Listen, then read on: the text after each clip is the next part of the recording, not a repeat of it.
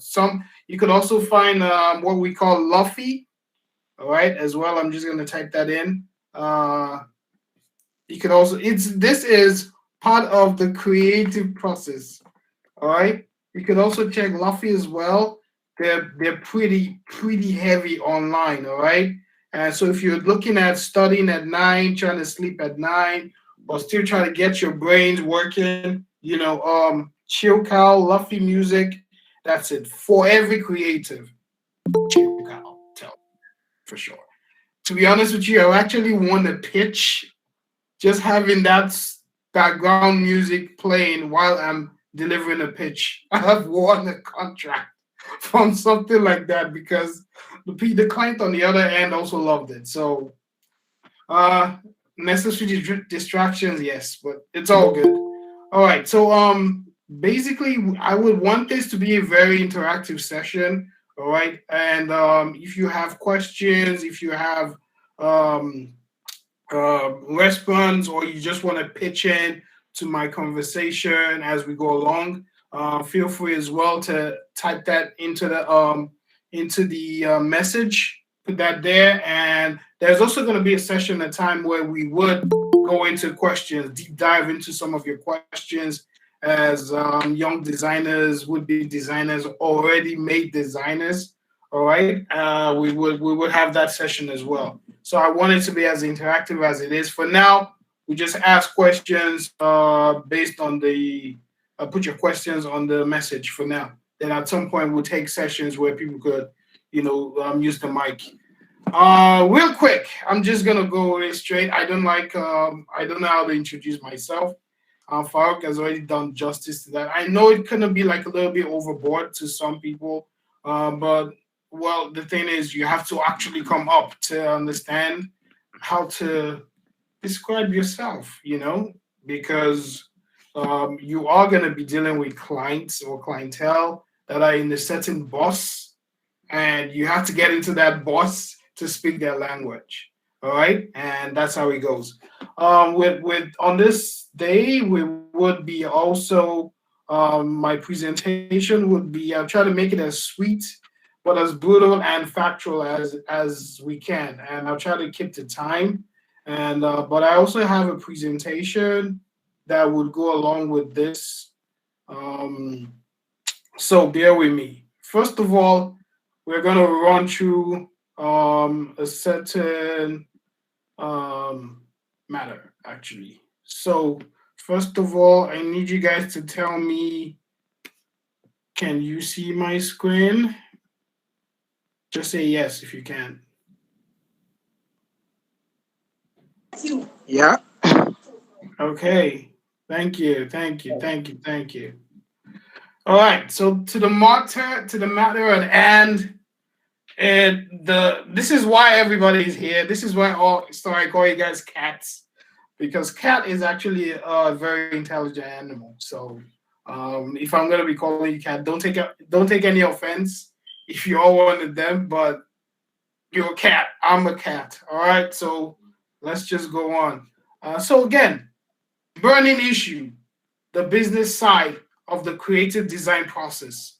First of all, I know like there's a lot of people on this platform right now that are not necessarily designers or graphic designers or art directors or in the creative space. Some people are here. I know I see like one of them, Dolakor. David, I know he's here. He's a business owner for one of Farouk. It's one of Farouk's clients, and he's here. And we would also be taking insights from people like that as well. Real clients that you would want to deal with on a daily basis that are also in this platform right now, right here, just to add up and put some input into all of what we're saying. So basically, this session is going to touch around creative. Yes, we're using that as a yardstick, but whatever kind of business that you're into, whatever business that you're into in the creative space, either you are a copywriter, graphic designer, web designer, UI, UX, whatever you are, this is for you. All right. This process is for you. All right. So let's stick with it. But first of all, We're gonna play a game. All right? Are we ready for that game? All right? Let's be ready right now. So I'm gonna do this, right? Look at these two guys. There's person one, person two, right? Um, I think person one looks like Farouk actually, but I'm just gonna move on. These two guys, right? All right, they might have two different personalities, but I'm gonna ask you this question. Between these two guys, right? Who do you think? Look at them closely. I'm gonna ask this next. Who do you think designed which of these two designs? All right. Who would have done the eagle led design for Smirnoff and the text led? Put that on the chat. Put that on the. Okay, let's just get one person voiced over this. All right. Somebody on the mic. Who would design the eagle led and who would design the text led for Smirnoff? Between these two guys. Okay, all right. Okay, I believe Can I? the guy with the headset would have designed the text-based mark. Okay, interesting. No, The guy with the headset design, that's the guy, the number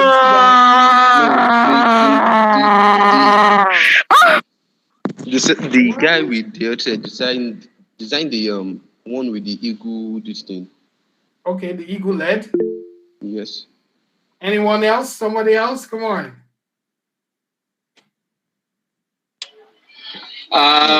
The guy with the headset would design the eagle one. Why the one looking like Farouk? Like Farouk would design the text one. Oh my God. Okay, one. Well, I need a female now. Some female. Give me a perspective. Okay. Hello. Okay, two females. Yeah, go on. Okay, I believe the first guy designed the eaglet, then the second guy designed the text.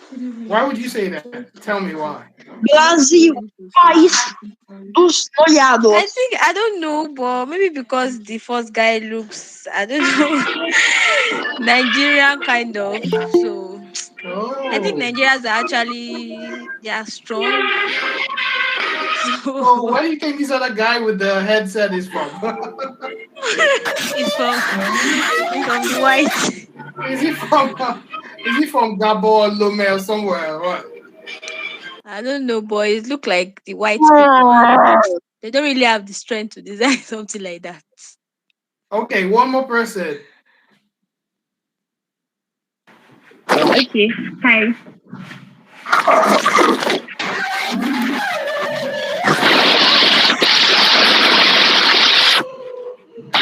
One more. All right. Sorry from the background. One more person, and we good. We can move on.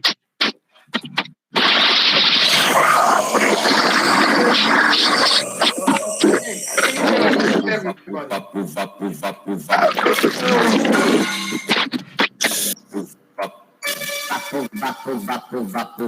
Farouk, can you mute everybody? Okay. Or can everybody go on mute now, please? Oh my God.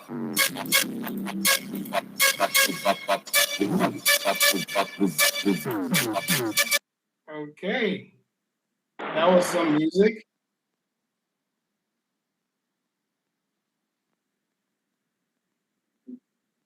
Okay.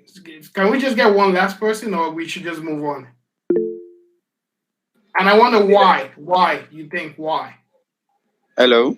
Yeah.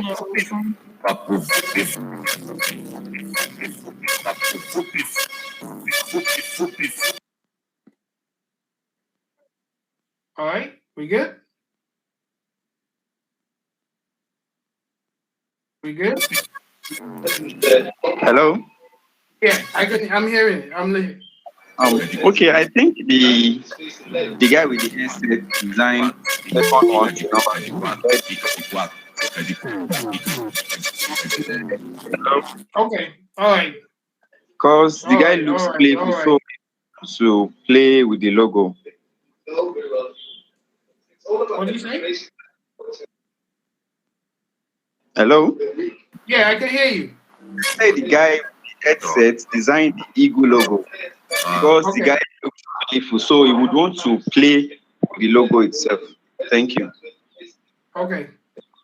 All right. So I need one person, just one more time. I need one more person to. I think the majority of the people, of everybody, feels like the guy with the headset designed the Eagle logo, right? The Eagle led Smirnoff. Hey, Why Farouk, hello. the Farouk guy, designed the tax led. Farouk, you're taking some bashing right Hello. now. I don't know why. So, okay. Yes. Hi. Yeah, go on. I think Hi. it's the other way around. The first person designed the first logo, and the second person designed the second logo. Why do you feel so? Okay, I kind of feel like the second guy will just go with something simple and clean. To me, the second design looks simple and nice. And I just feel like it's just going to be that cool guy that can design something like that. But the So first one just looks too overly. between these two guys, who looks cool, calm, and collected? That's what I'm saying, the second person. So I just feel like he designed something simple and cool, not So necessarily number happy. two guy designed the text lead. Is that what you're saying? Yes, yes. Man, that is some unique perspective. All right. So let's move on. All right. Let's move on. You can mute everybody now for so the thing is this, right? To be honest with you, it could be any of these guys. None of them actually did it. It's just a game. Remember, it's a game. But the thing is this, right? You see, as designers, we cannot take ourselves.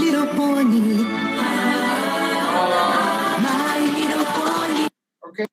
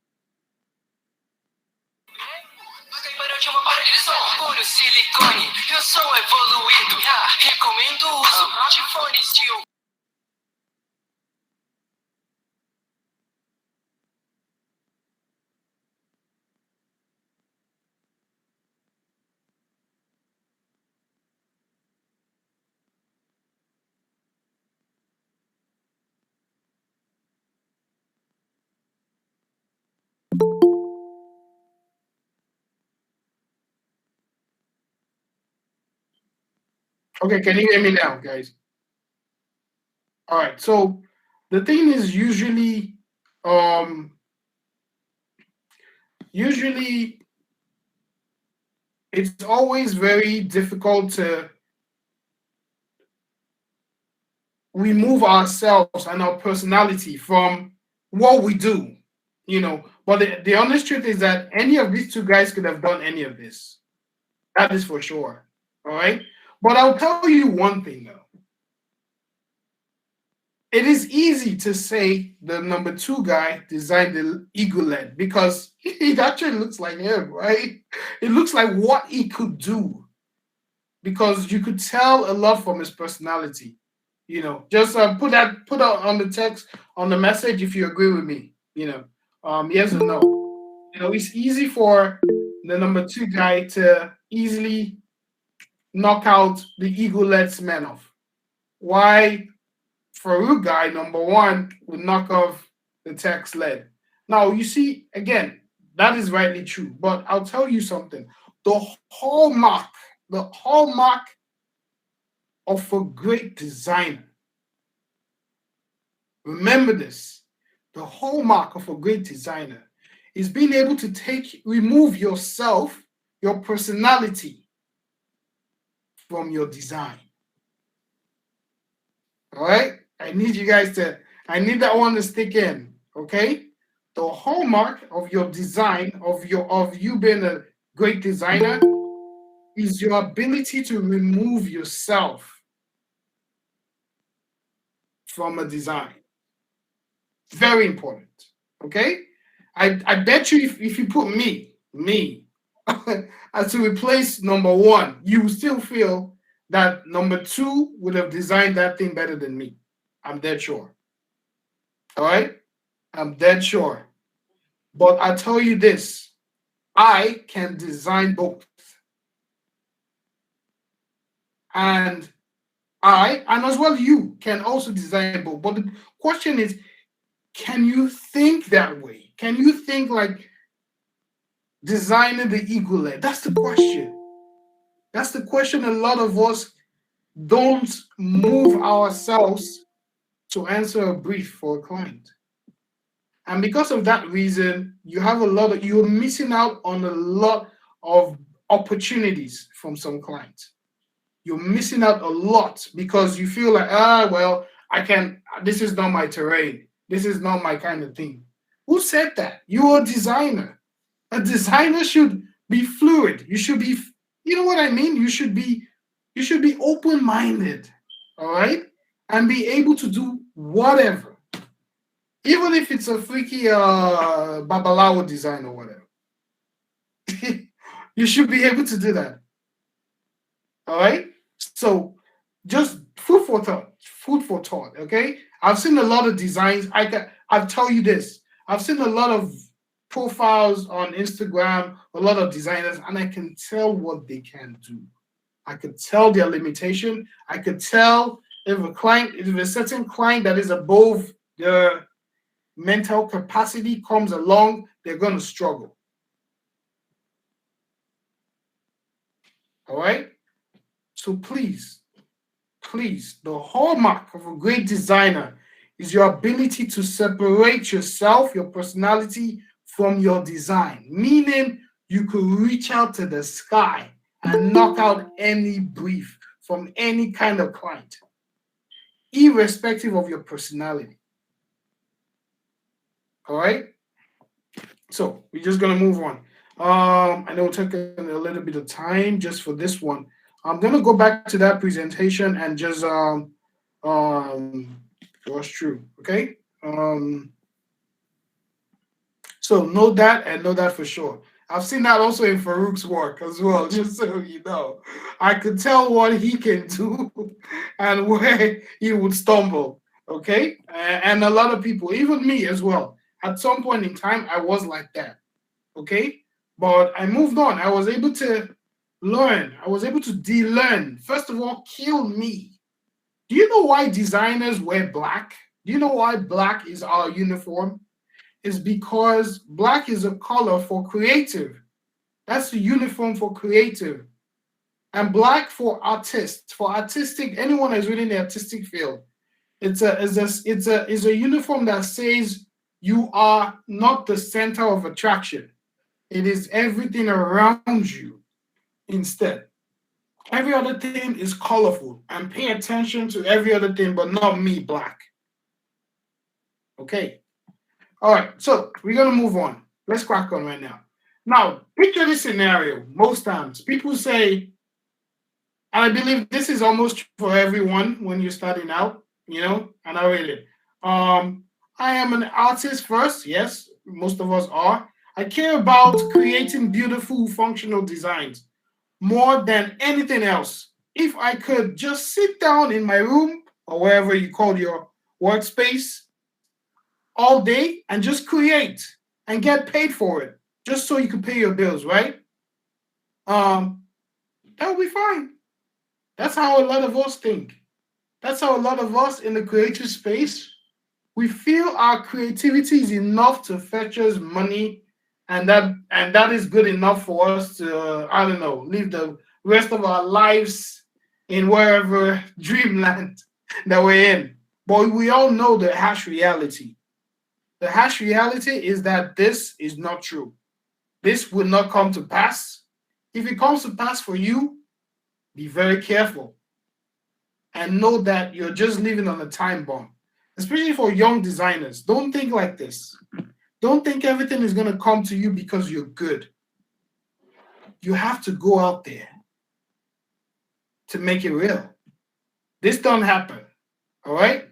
Now, this is leading me to this one statement. All right.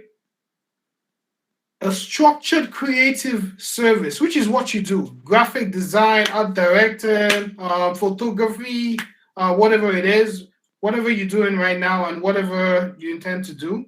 All right. You could classify all of that under a group of process. You see, all of that is a group of process. If you think you're a one-man designer right now, you are shooting yourself in the foot. You might think you're good. You might think that's all you need in your space, just on your lane, and you don't need support. You don't need to stretch a hand out there for someone to help. Even your creative get better. You are on a ticking time bomb. Okay? All right? Now, so think about this way. Never you see yourself as this one guy, all right, that would deliver everything in one house, in one place. All right. You actually do need to stretch your skill sets to other people that could empower your design.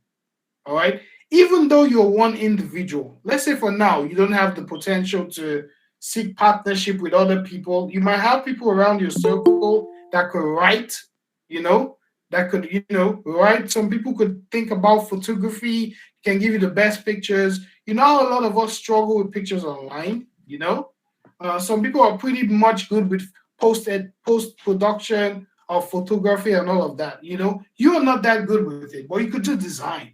You could bring everything together in the layout, right? But remember, if you're this one person that could do all of this in one, all right, good for you. But if not, this is what you are called. Such structured team of people or one person that could do all of these things is called an agency. It's called what? An agency.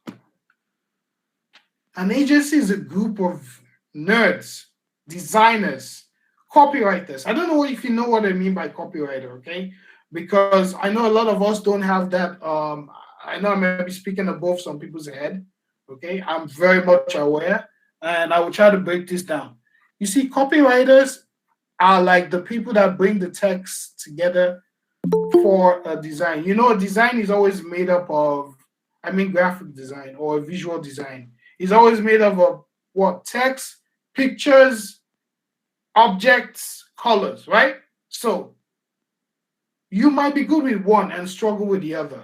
You might be good with picture editing in Photoshop.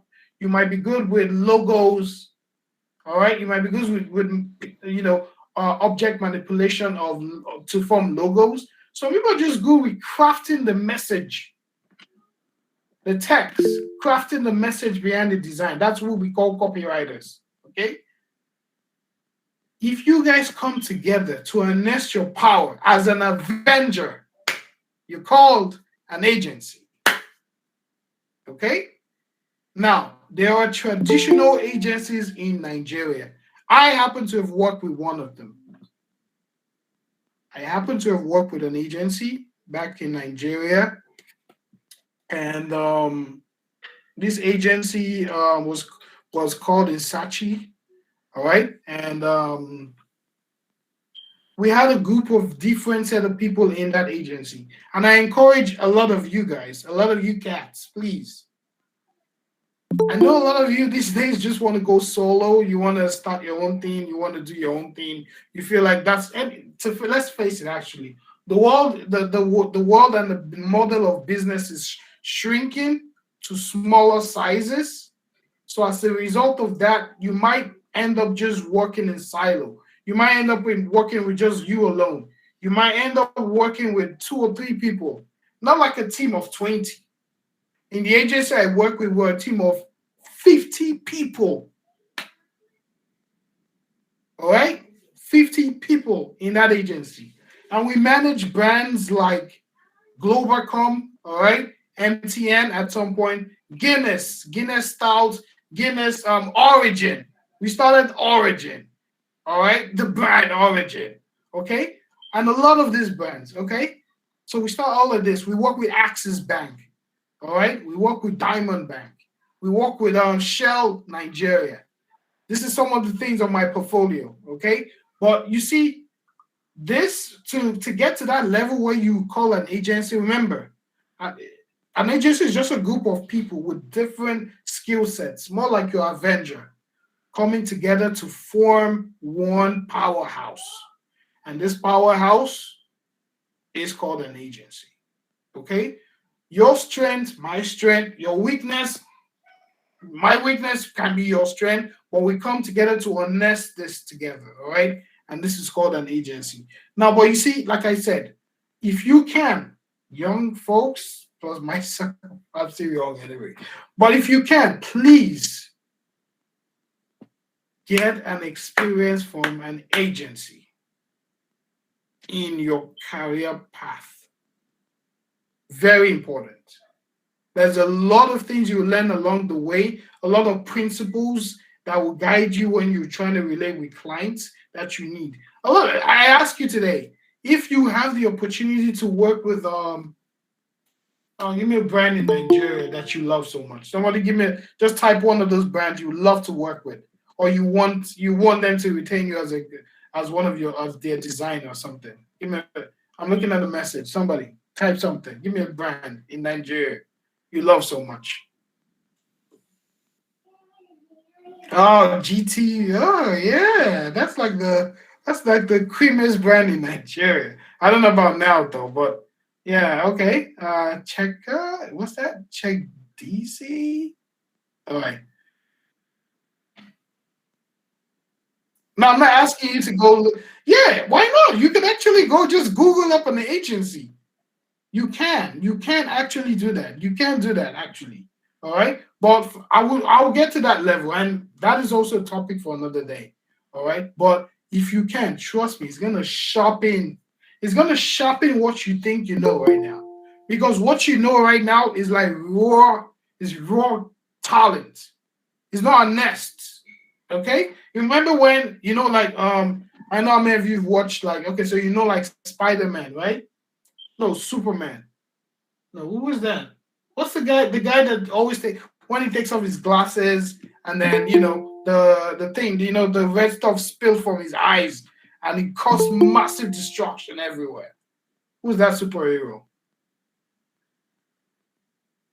And he has that, but he can control his. But there's one of them that it's not, I think that's not even the Avenger. Okay, somebody says Cyclones. Yeah, Right. Cyclops. Yeah, from X-Men. Thank you very much. From X-Men. Spider-Man can control his laser. But when Cyclops takes off his glasses, you know what happens, right? It's called destruction. Now, I'll tell you this. Most of you are like that right now. You are, like the X-Men, and then there was the academy where they trained to what? Harness their power. They already have the gift. They were born with it. Some of them got the gift by accident, right? But managing the power was what was his name? The professor was all about, right? So that is how I see a lot of you guys and your designs. A lot of your designs are, they're good. They're beautiful, but they don't cut it. They don't cut it from a professional, international standpoint. But it's beautiful. They're two different things. And in fact, your clients might even enjoy it. Your client might love it. Your client might say, I've never seen anyone like you before. But always know this. Any body of work you're putting out there, you will know reaching out for your client. You know who you should be reaching out to? You know who should, in quotes, approve of your design? Fellow designers. Your client might be, they're not even, some of them don't have artistic eyes for it. But fellow designers that are up there, all right? Because I've also seen cases where some people put out some designs and they're like, guys, what do you think? And people are like, oh, nice, sweet. No, that's not what you need. You need critique. You need to sharpen it. All right? You don't need praises. You need someone to tell you it is wrong and why. All right? So I'm gonna move on again. I will be doing this in between my presentations, so you could at least see my face. So remember the thing with an agency. Think about it like the Avengers. Everybody with their unique powers coming together. Okay, and I will implore you guys, if within your groups, within your friend, your clique, your professional clique, if you know someone that could harness some power that you don't have, guys, by all means, come together, man. Come together. All right. So remember what we call an agency? This is how the structure of an agency is. Boom. Every agency must have this. Every standard agency must have this structure. Accounting for your bookkeepings, marketing to show who you are. Like somebody needs to know what you're doing, right? Somebody needs to put you out there, you know? Administration, which is what I put this in the quote because this is what all of you are doing.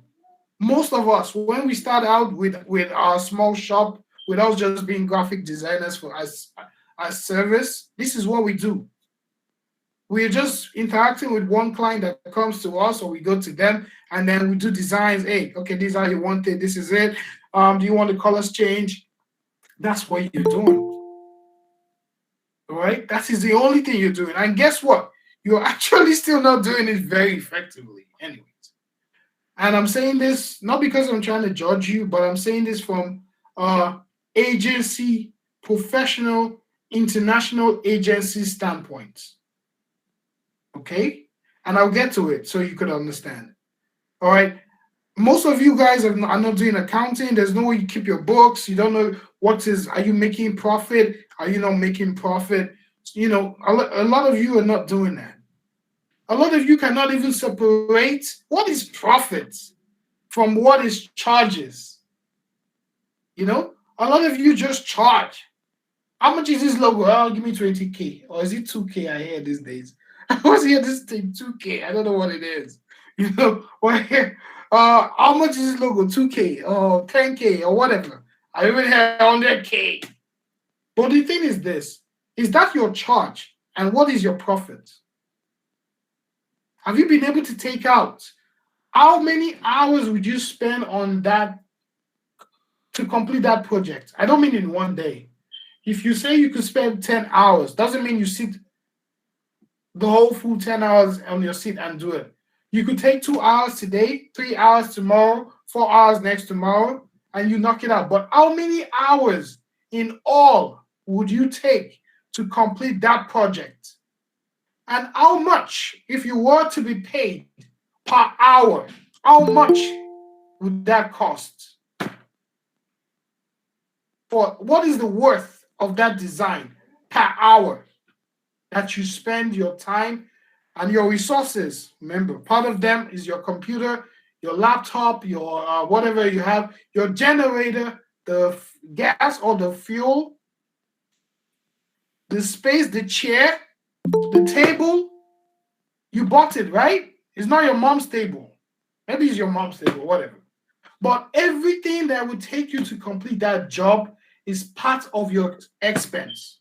You have to be able to minus all of that. Now, I'm not saying that minus if you bought a chair for 10,000 naira, then you should minus it 10,000 naira from the cost. No, I'm saying if your chair is 10,000 and you say it's going to take me 10 jobs, I'm going to use 10 jobs, 10 projects to completely pay myself back that 10K. It means 10 divided by 10 jobs. That 10 divided by, 10,000 naira, which is the cost of the chair, divided by 10 projects. How much is that? That's like 1,000, right? So it means for this logo that I'm going to be doing, I'm going to remove whatever I'm going to charge this client. 1,000 is going back for the cost I use in buying this chair. 500 is going to go for the cost of my laptop. 300 is going to go for the cost of gas, fuel. 250 is going to go for the cost of NEPA or whatever you call it. Now, freaky people. You're going to do all that cost. You minus all of that, and then you see what your actual profit is. That's what you guys, that's what a lot of us, you see, that's why you need accounting.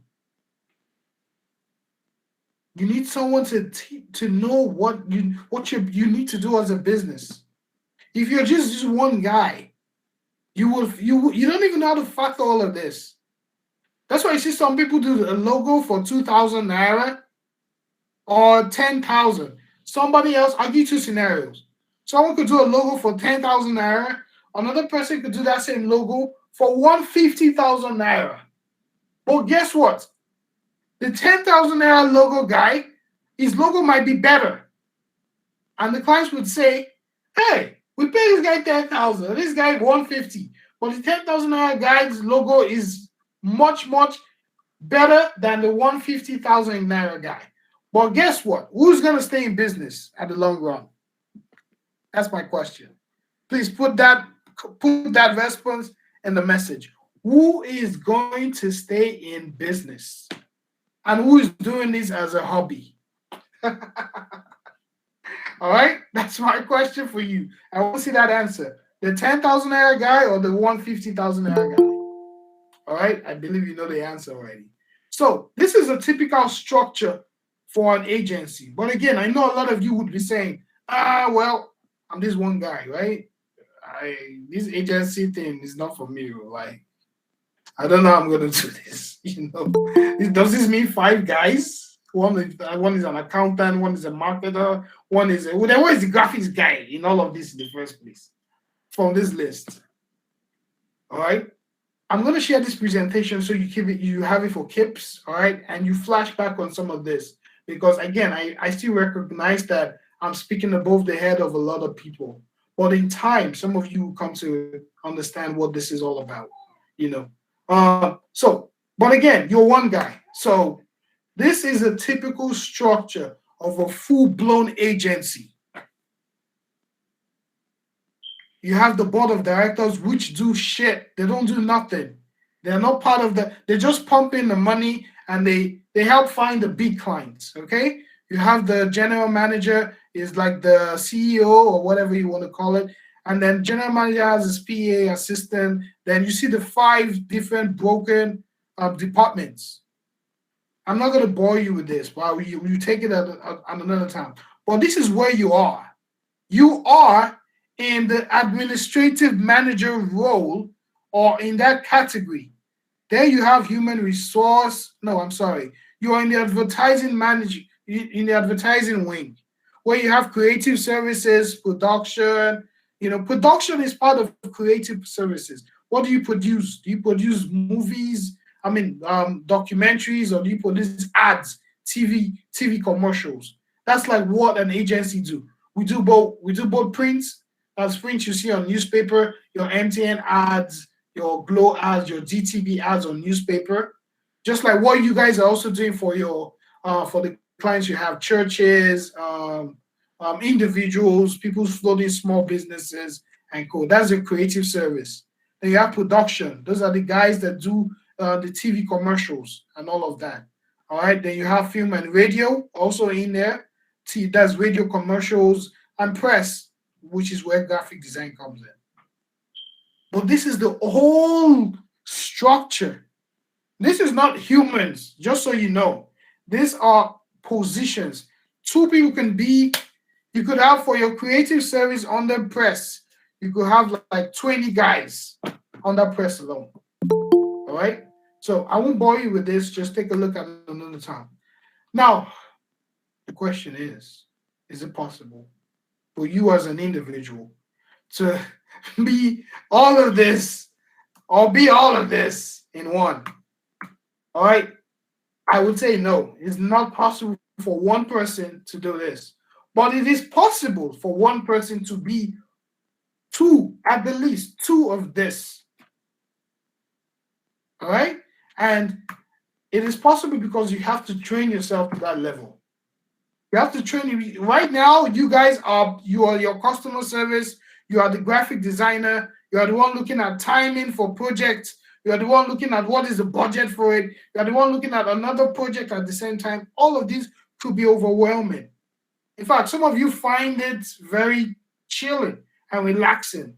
Some of you find it like this is the life. But I tell you, you're not yet there. If you are there, it's supposed, if you're succeeding, it is supposed to be a problem.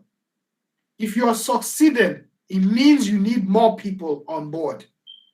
If you're still in a place as a designer where it is just you, yourself, and I, still doing all of this design, only you, and you could go to church or you could go to mosque or you could go bowling, you could have your life. If you're still in that place, you are not growing. You are not growing. And I know a lot of you are there. In fact, a lot of you are not even started at all. I know that. I was there. I know what I'm saying. All right. So is it possible? No. To be all 5? No. But it's possible to take at least 2 more roles. All right. You can. It's possible.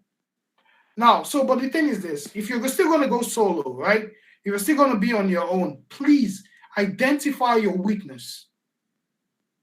Identify your weaknesses in this industry, okay? I want to ask a question. I need someone to voice over this one, just so I know that I'm still here with everybody. Can somebody tell me? I just need one thing. Whatever. I need someone to tell me what is your weakness when it comes to design.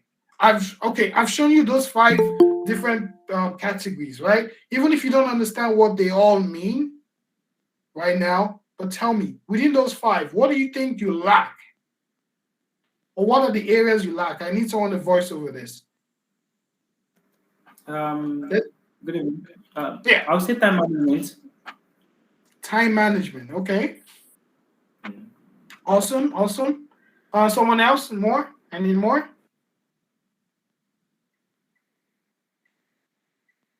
Currently, after advertising and marketing, right? Okay, nice. Advertising and marketing. Well, some of you could put it on the comments as well. Someone said consistency. Wow, true. Nice. You can put that on the what? I need someone to voice a female. Someone.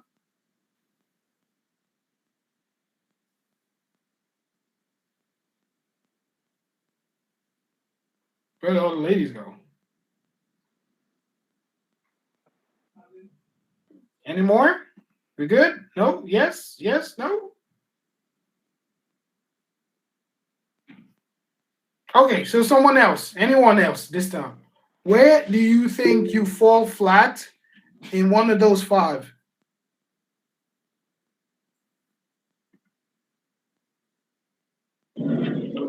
Okay, hi. The 5 again. 1 second. Can you hear me? Yeah, I can. Go on. I find it difficult to get the right team because I believe so much in collaboration, but then you have to get trusted people that see your vision also that can work with you. So that's it. So what you said you're lacking which one? Getting the right team, like okay, all right. So she's trying to even flow the team for any of these 5 roles or department is even the ish for her. That's true. That's great. You could actually, one more person. If you want to go off these 5, based on your understanding so far in whatever level you are in, where do you think you're lacking in moving forward with your business?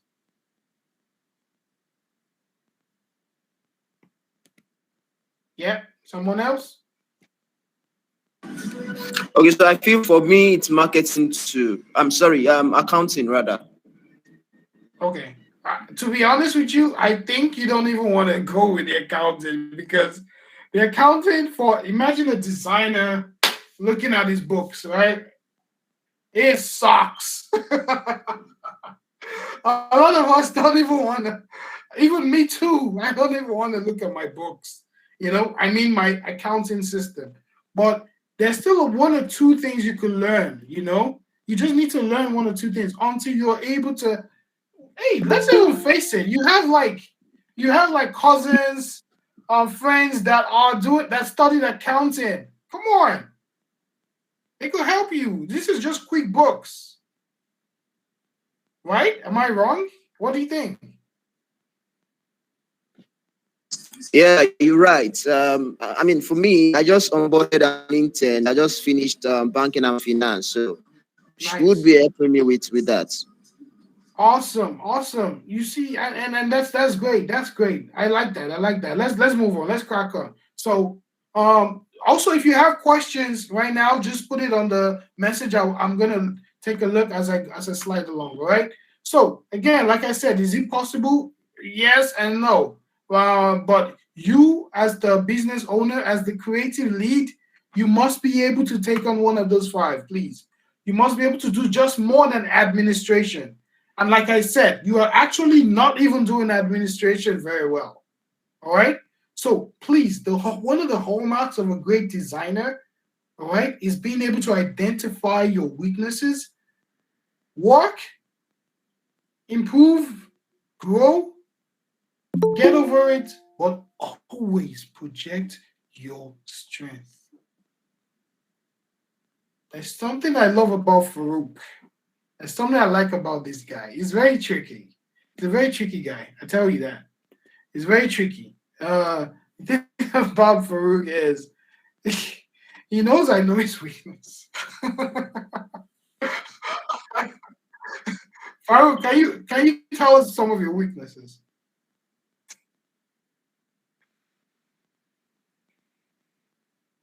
Why are you laughing? Okay.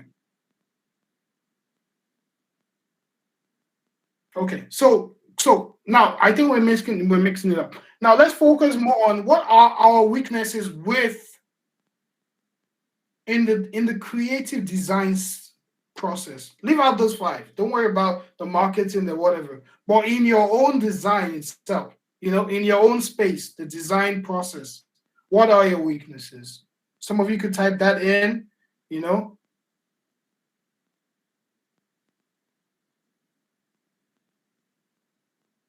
Yeah. Yeah. So can somebody tell me what are your weaknesses?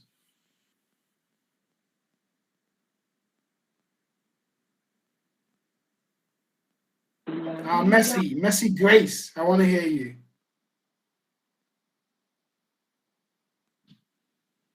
Okay, impatient. Someone said impatient. Motion graphics. Ooh, that's great. Networking, pricing. Whoa. Impatient. Not enough room for creative ideas. Pricing, networking. Not pricing, networking. That keeps coming up. Yeah, yeah. Somebody who want to say something?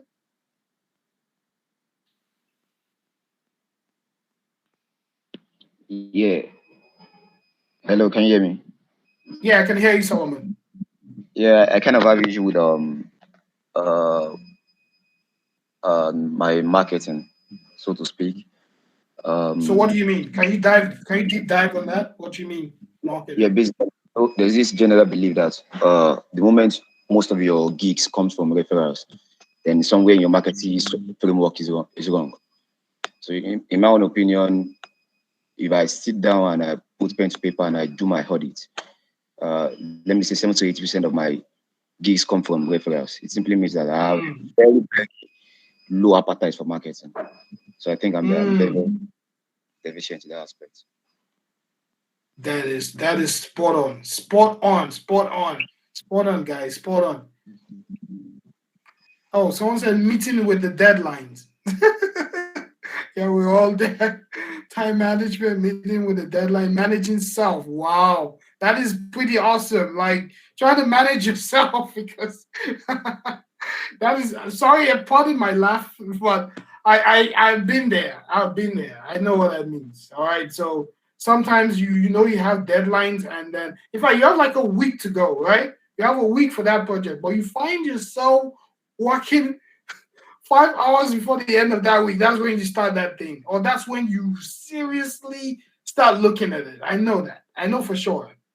That is part of time management. I rather go watch a movie something, and just don't worry about that, But I'll tell you one more thing, one more hack. As far as creativity goes, 70% of your creative process must be spent off the computer. Okay? All right? Get that. The time you spend on the computer is actually implementation of your idea. Okay? Let that sink in, guys. If you spend the time, 100% of your time, on the computer, you would faff around, man. You will faff around. You just be in fact, you find yourself looking at comedy skits and you're like, what the hell did I get here? You know, I know what I'm saying, You're like, how did I get to this level? I'm supposed to be doing this, and this is what I'm doing, So yeah, exactly. Research. All right. So for me, I spend 70%, if not even 80% of my time, all right, brainstorming, strategizing, researching, all of that. And also countering, all right, critiquing whatever visual I've already developed in my head. I'm like, no, this is not gonna work. No, this is not gonna work because this is not gonna work. Oh no, this color, no, why? I'm gonna research. Why should I use that color?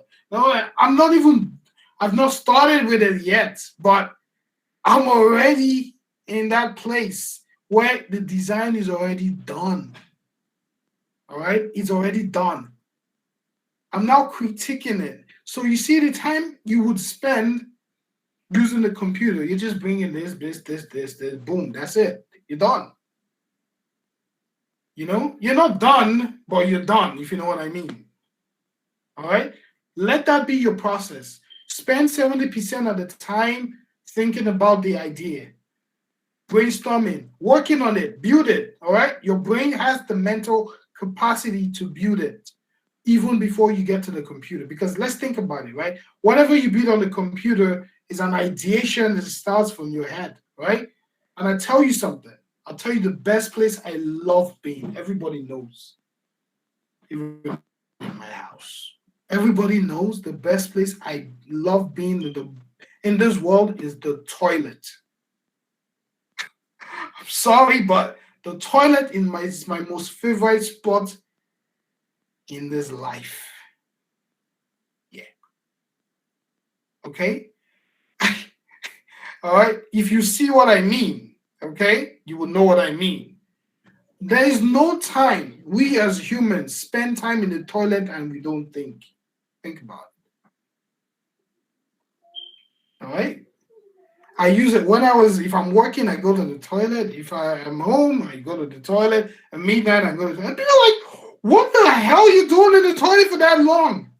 I'm like, sorry, it's just it, I spend a lot of time in the toilet because, look, you need to find the space where you are able to think the most, where your full mental capacity is at attention. You need to find that space. My space is the toilet. But make sure it's a good toilet anyways. Imagine, I don't want to imagine it because if it's like a toilet, it's like a pit, those ones somewhere, and then how can you just bend it down?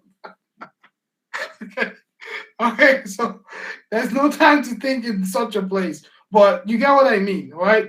So the best place for me, the place I find that my most creative time or ideation comes alive and is filled with fire is the toilet for me.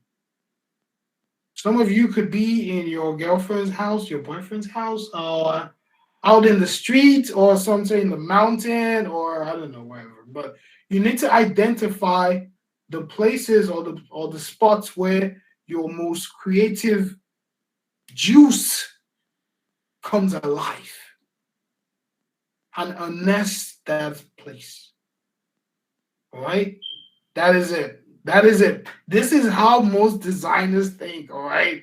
They find a spot. Do you ever wonder why there's some places in some offices that you don't just have no more a table and a chair to sit down and like this is my space? There is the garden. There is some offices have a bar. Bar. We have a bar where we could drink beer. There's beer. All right, we have pool. You play pool, all of that. Do you know why they have those things in the office? Do you know why Google, if you've ever seen Google look the way it is, do you know why? It's because these are different spots where everybody comes alive. All right, so get that in. All right, so I know we were I'm just gonna go back. This is something I'm gonna be throwing in between, my best idea comes early in the morning. Nice. When I wake up, okay, nice. Pretty much like the creative work. I like that. That is great. You remember, identify the spot or the time where your most creative juice comes alive. All right. So let's crack on. All right. So again, your strength. Now the question is, right? How the heck, what do you sell your creative service? A lot of us have listed out, this is like a very easy question, A lot of us, we know the problem, but we don't know how to sell. A lot of us, and I believe every one of us would wish the number of clientele that we have could spike and go up really, really greater than what it is right now. But hey, guys, for you to do that, first there's some rules. Okay? Now, I'm gonna dwell a little bit on this next slide because before you start selling, there's some rules you must follow.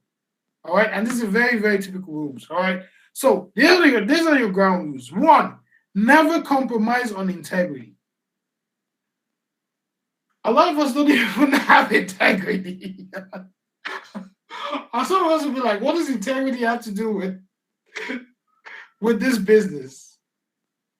But you must have one, I tell you. You must stand for something.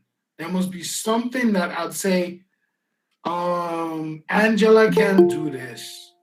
Angela can wear a purple dress. John cannot wear a sneakers on a suit. There's some things that cannot happen with some people. There's some things that are wrong and we cannot do. We will never want to do it. That is integrity. These are things that govern part of our lives. Also, businesses have integrity. Businesses have integrity. You must know this. Remember, when I'm saying business, you are the business. You are a powerhouse of more than one thing you can do. You're an agency. And as far as you're in an agency, a one-man solo, whatever you call yourself, or 2 people or 3 together, you must develop an integrity. You must be able to say, what can we never do even if God comes today? What are those things that people will say, nah, not these guys, never these guys? You need to draft all of that in because you need that as you move forward so that some clients can never come to you. Some clients you cannot align your values with. If, for example, you don't eat, what's it called now? I know a lot of people say they don't eat pork. That is pig meat, right? What if I come to you and what I'm selling is what? Pig meat. Would you take on that design? Put that message. Put your response on the chart. Okay, put it in there. All right. If you don't like blood, if the blood is not your thing, or you're a vegan, right? You're a vegan, and you happen to be a graphic designer, will you take a job? All right, that is from cowbell, or would you take a job that has to do with meat, with a meat clientele? Would you take it? If you say you don't drink alcohol, like you're a pastor or you're an imam or whatever or something. Okay, you don't drink alcohol. You never touch it. Would you take a job from Guinness? Yes or no? Tell me. This is where your integrity stands now. Would you take that job? All right? That's the question. Would you take that job? Somebody said no. No. Are you sure? Because look, somebody's waving you money, man. Somebody's waving you. I don't know if you know that. Somebody's waving you. Someone said Durex. Somebody's waving you $50 million. I mean, sorry, 50 million naira just for you to do the designs for the next 3 months or for the next 1 year. 50 million naira. And you say you're a vegan. You don't eat red meat. You don't eat meat with blood. You don't eat animals. You only do fruits. You only do whatever. Would you take on that? So let me ask, would you do that? Huh? I'll take it. I'm not consuming. Oh my God. No, for 50 million now, okay? Well, I'll let you be the judge to that yourself. But that is where integrity comes in, okay? Now, the next one is this, which is where a lot of us make this mistake. Always be willing to walk away from a deal. A lot of us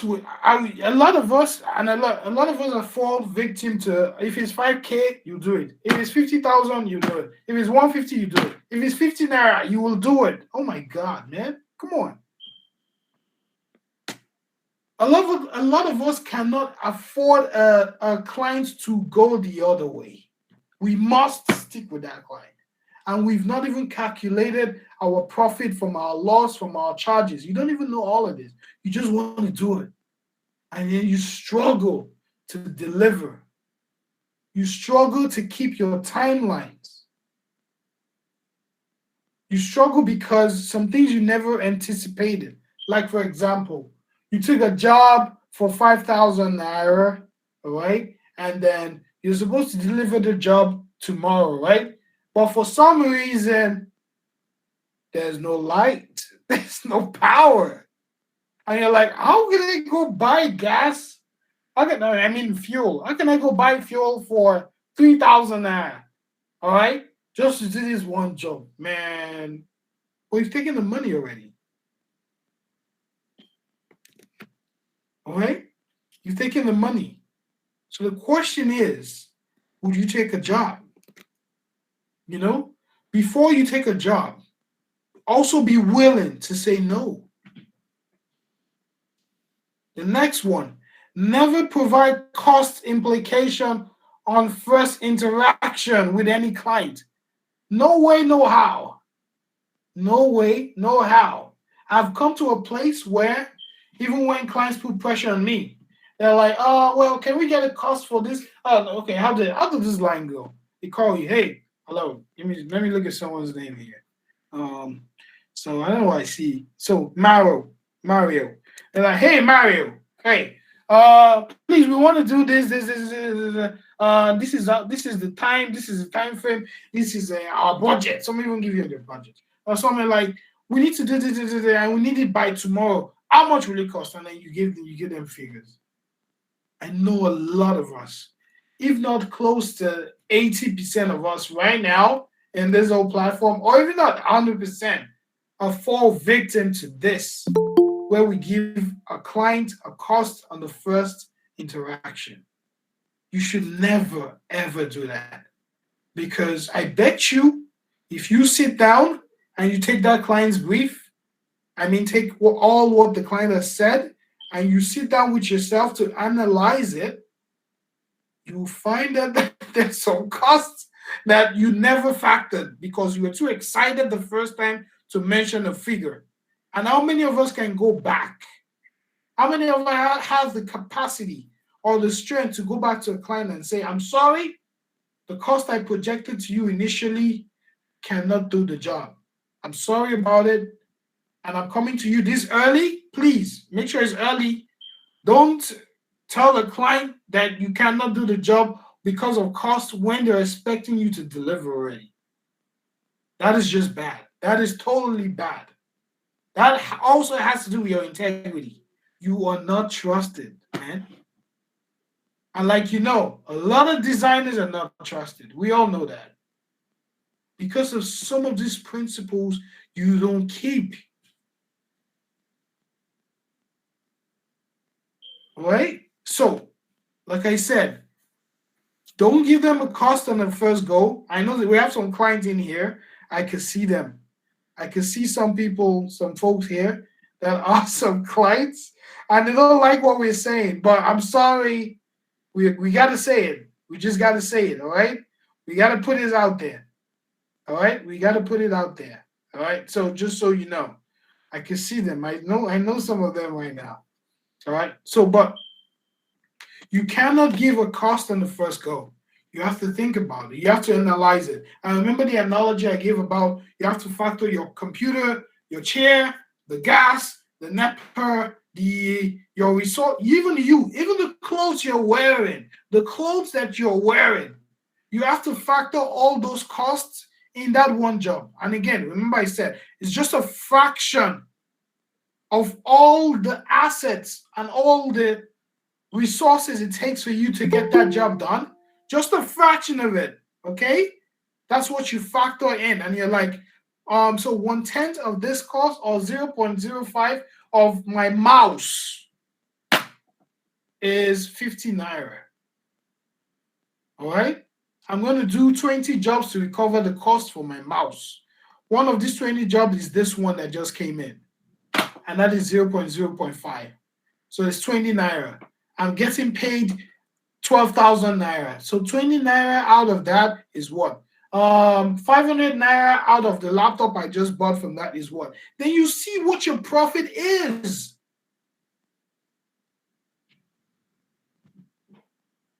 Are we making sense?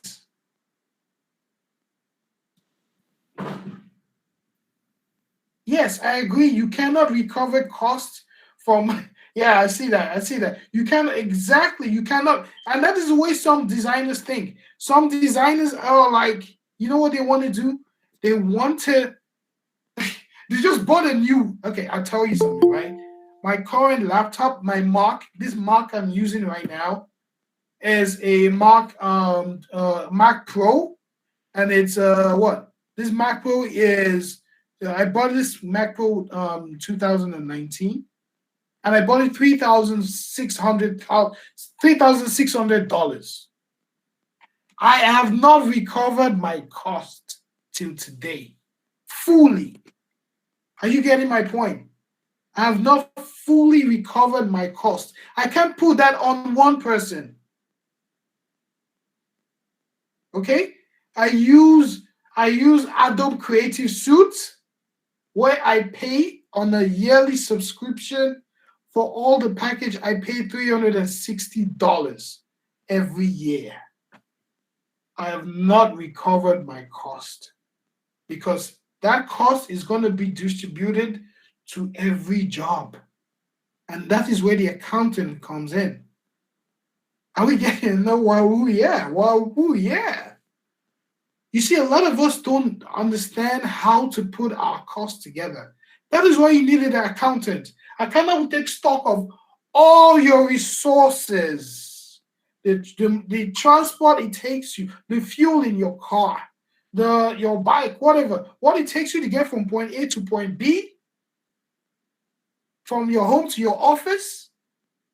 All of these things have to be factored in. Why do you remember this, right? Do you see why you need this big team? And like I said, all these boxes you see here, human resource, for example, is not just one person. Office management is not just one person.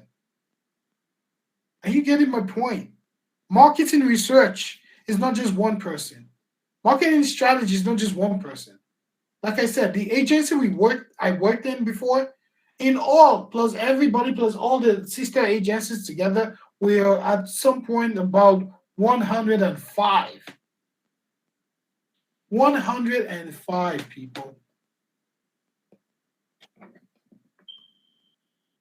But like I said, you can get there, right? We can get there, right? But so back to the ground rules. Look, there's a lot I gotta unpack, but I'm just gonna like limit it right now because our time is also very key. I want to try to shorten this. Maybe we would have some other time where we could discuss a lot more. All right, so I'm gonna move in speed just slightly. Okay. So next, dispense a unique personality. Ground rules. Don't be like the other person I just saw. When you're in front of a client, let me know you're different. Who are you? Let me ask that question. When you leave me, let me say, who's this guy?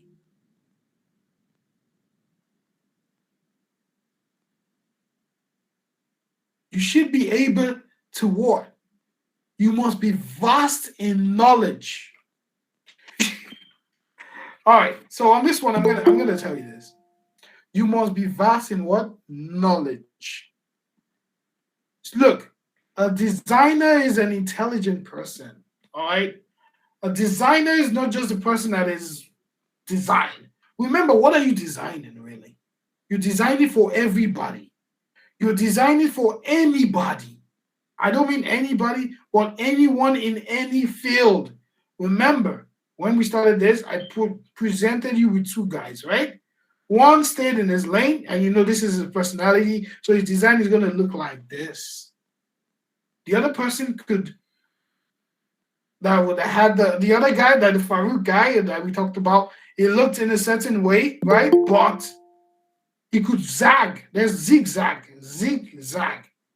Everybody goes zig a lot, but nobody's going zag. Nobody's going left. Why? I want to go left. I want to see what's on left. All right? We can have 2 days. I think so. So Farouk could make use of that. But at the most, we just have 40 minutes, please, just so we finish up. All right? So that's the way it works. All right? We're going to move this for another time as well. But I think we could do something like that. All right? So you must dispense. So I said something about knowledge. You must be the kind of person that wants to know everything and everything, because your client can come from anywhere. Your client can come from anywhere. You could have a client. I'm not saying Nigeria, just so you know. When I was in Nigeria, I had clients from the US. I had clients from India. In the Indian market, guys. All right? So this is now a cross of culture. I have clients from France. And I have to be able to speak, my design must be able to speak their culture. A lot of us can't tell a design from Brazil from a design from Mexico. Some of us can. Do you know there's a pattern to a Nigerian design? Do you know that our culture has restricted us and how we think, that our designs have a pattern? Yeah. Our designs have a pattern. There's a way everybody goes. It's just like our music. Our music has a pattern, right?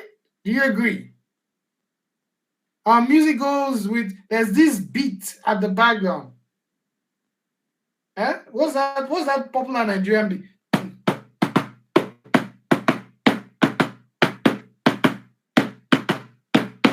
Every music somehow incorporates that as the bass line. I tell you that. Now, do you know why some musicians in Nigeria are my best, like Mode 9? Because they go against it. Like Poe, you know Poe, if you know him, he go against that. What's her name? I've known this lady. What's her name? Thames. I've known Thames. A lot of you just started knowing her when? A lot of you started knowing her last year, this year. I've known Tim's from 6 years ago because I listen to alternative music. Have you ever heard a thing called alternative music? It means not going the way we ought to go. This person is going this way, Zag. Zag is alternative music. And there are very few people in Nigeria that could do that. Same with our designs. For you to be a superb designer and or creative, please cross culture. Cross to the other side. Be curious to see what's on the other side. All right? Be curious enough to find out, like right now, what's the trend on Netflix? Is it what? The Game. What was the movie? Squid Game. Squid Game. Yeah, Squid Game. Squid Game. Look at that. So quick to go Squid Game. Right?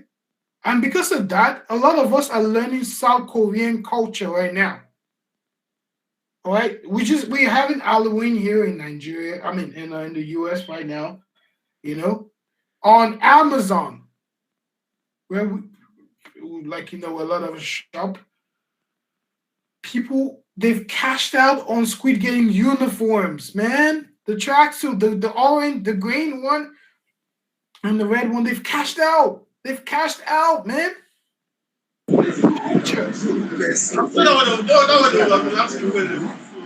All right, culture should influence a designer. Please, don't stick to one place. Be local, but act international. Please, be local. Stay local by location, but act international.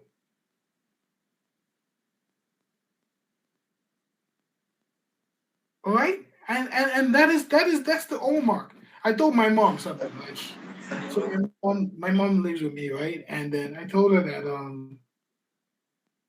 the typical mom, they're always religious, all of that. She's always always looking at her, always on the phone, trying to find out what's happening in Nigeria, all of that, spiritual, all of that. And I thought this something. I'm like, do you know that I busted bubbles one day? I'm like, do you know that Adam and Eve, right? Do you know that Eve was not Adam's first wife? Like, what the fuck? All right. I will leave you to go research that. Just Google it yourself. Type Adam's first wife. All right. And also, do you know that the Bible, I don't know about the Quran, I'll speak for the Bible. Do you know that there's some passages in the Bible that are not in the Bible? Some chapters. I hope you know that. But you see, stay curious. You are a designer. Stay curious. Be able to question every damn thing. All right? You're a designer. You must be weird. You must be curious. You must hunger for knowledge. I'm not saying change your belief. No, I'm just saying question everything. All right? Okay? So I knew this because I looked at documentaries, I watched CNN, I watched everything. I just want to know everything. All right? You must be that kind of person, and it's possible. You can't know everything, but you must strive to know everything. All right? I'm gonna go back to my presentation. Like I said, I'll keep this really short so we can also have questions. All of this I want to leave with you. All right? I'm gonna leave this deck with you, and then you could share it amongst yourself. All right, be a good listener. Yes, one of the hallmark of a great designer, you must be a good listener.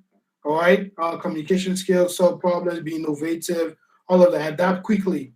These are things you need to look at. Remember, I said I try to identify your weakness and work first. One of the ways of solving a problem is that you identifying it first.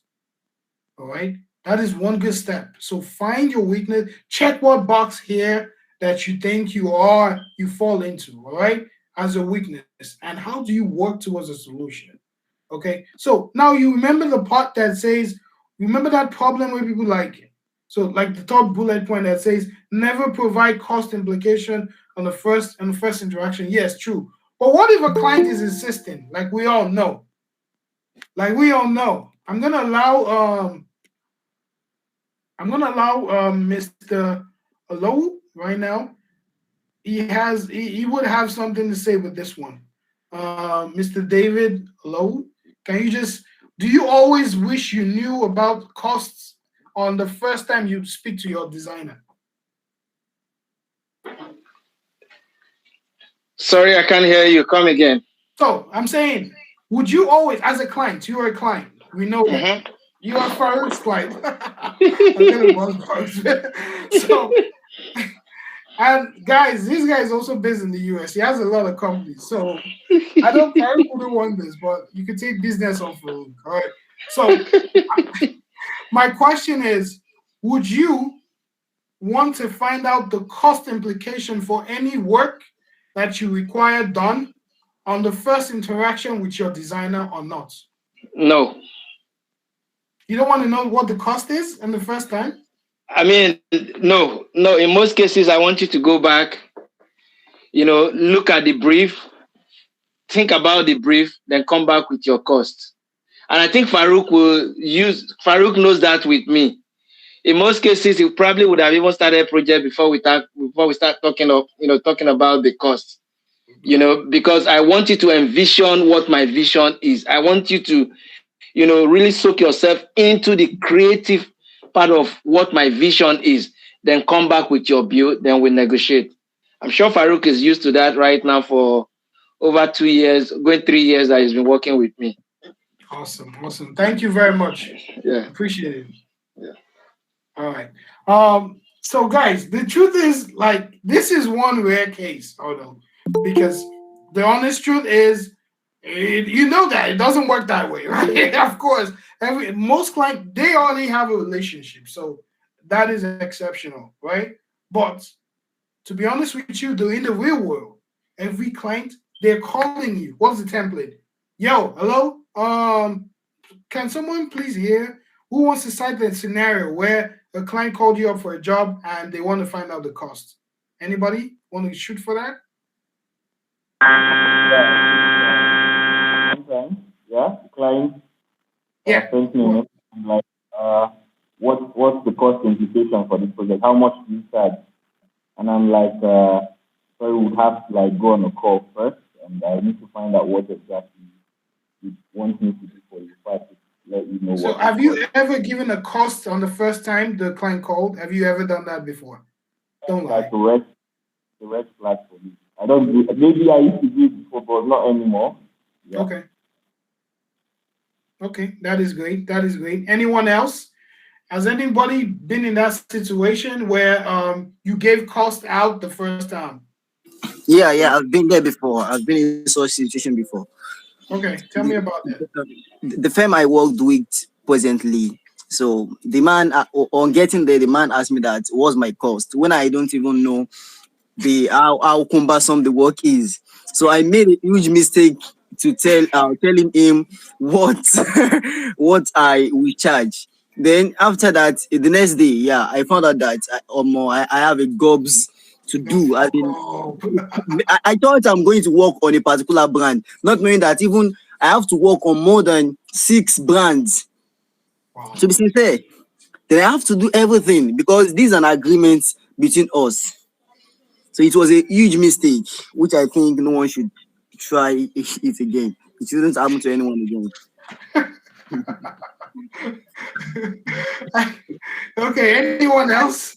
Or we should Yeah, move on? yeah. One more. Can you hear me? Yeah. Okay, what I usually do is I did that before. I give them like an estimate, okay, from this amount to this amount. And funny enough, the client now told me the budget is on the least amount I called. And that was just an estimate. Like, if I do this for this amount to this amount. So I wanted us to like discuss more so that I can tell you, okay, this is how much it will cost. But then it was like, no, his budget is this one. And I'm like, he just picked the least, like the lowest amount. I wanted to settle for that. And I'm like, no, it doesn't work that way. I can't do it for that amount. Nice, nice, nice. Okay, so we all know that this is true, and we all know that after we're done with that call, something tells us that we fucked up. It's always like that, right? So I have a perfect template for you in solving that. I have a perfect template, and I need you again. I'm just sharing you with secrets, all right, with what you need to do in such a situation, all right, and I'm gonna share that right now. So moving on, look at this cute line. The client name is Tolu. All you need to do is say, "Hey Tolu, thanks for reaching out. Our prices can vary quite a bit depending on what exactly you need. Why don't we set up a time to chart for the next for a few minutes so I can learn more about your project? Then we can give you a what? A really accurate quote, right? Remember, it's a quote. It's not an actual figure. Even when we come back to you, it is not an actual figure. We're only quoting. And a quote is made up of a figure with line items of what you think the client is asking for. If after the line items, which is one, so let's say, for example, somebody wants to do what? A banner ad, typical, right? For a program or something, right? You're supposed to look, you can't just charge. Even when you go back to yourself and you think about it, and then you think about it, and then you're like, okay, let me charge 50,000 naira. You're supposed to come up with line items. One, in that line items, logo design. Two or three or four, post editing imagery. In that one, layout, text with line items, man. And you said that line items this is the cost. You know why you're giving the client line items? So the client could look at it and say, no, it didn't add this. It didn't add this. Or no, I don't need this. I don't need the logo. I already got the logo. I'm just going to give it to you. And you're like, what format is that? Okay? You need to put line. That's a quote is actually, a quote is a number that comes with line items. So that quote the number could go up or down based on the line items. And then once you're done, you're like, oh, how's tomorrow like? You see, now you told the client to hold on. We need to talk about the project. After that, I could give you a quote. And again, you're now even leading the client to taking action by making sure, because sometimes you could tell the client, let's talk about the project and all, and you leave that conversation there. If you leave it there, the client could walk away. The client could get someone else. But now you're now impressing on the client by 2 p.m. tomorrow. Does that sound good? If no, give me a time that we could talk about this. That is the hallmark of responsibility. That is part of you keeping to time management. The client will get a sense of your time management with this, and a sense of your thoroughness with this. And two things I also want to highlight here. Do you notice the we and not I? The second line says why don't we set up a time, right? To discuss and all of that, right? Now that's between you and the client. Now look at the third line. Then we can give you. Who is we? Is it just one person? Remember, you must give the client an impression that you are an agency. Even if he sees only you, never give them the impression that you're the only one working, you're a one-man riot. Never give that impression. If you do, you shortchange yourself. I hope we're getting this. Let me know if you're understanding all I'm saying. All right? Put that on the message. If you're understanding all I'm saying, all right. If you're in a design business, is very important. It gives them an impression that you are a team, or you have a team. Even just one person that they are seeing at a time. And you should have a team, actually. All right. So if you think this solves that question about, if that solves the question on the line on the not giving out your the cost in the first interaction, let me know. If you think this line solves it, you can adopt it, use it as your style, tweak and all of that. And also the thing with exclamation. Yes, I'm using exclamation here. I know that for sure. Because again, you also want to cast an impression.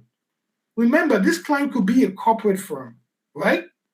Where you want to use Elosa, Esa, what they call it, Esa, Emma, or whatever, or Elosa, or Chairman, sir, or my boss, sir. No. You can't go there. But for me, part of me, remember this. Look at this line item number 1, my integrity, right? Then look at on the subhead, right? On the fourth one, which says dispense a unique personality, right? There's the one here that says what? Be comfortable in your space. If this is how you want to presume who you are, right? Like this guy, all right? Which of these guys here will use exclamation like, hey, hello, Tokwe, hello, Steve, instead of saying Mr. Steve? Who will use Mr. Steve? Who would use just Steve? Even if this person is older than you. Look, it's official. I don't know about Nigeria right now, but I know in Nigeria, the corporate culture is that you address people by Mr., the title, and their last names. But things have changed. I don't know. I feel things have changed. Address by first names if you think you can, or if you dare to. That's something for another day. All right?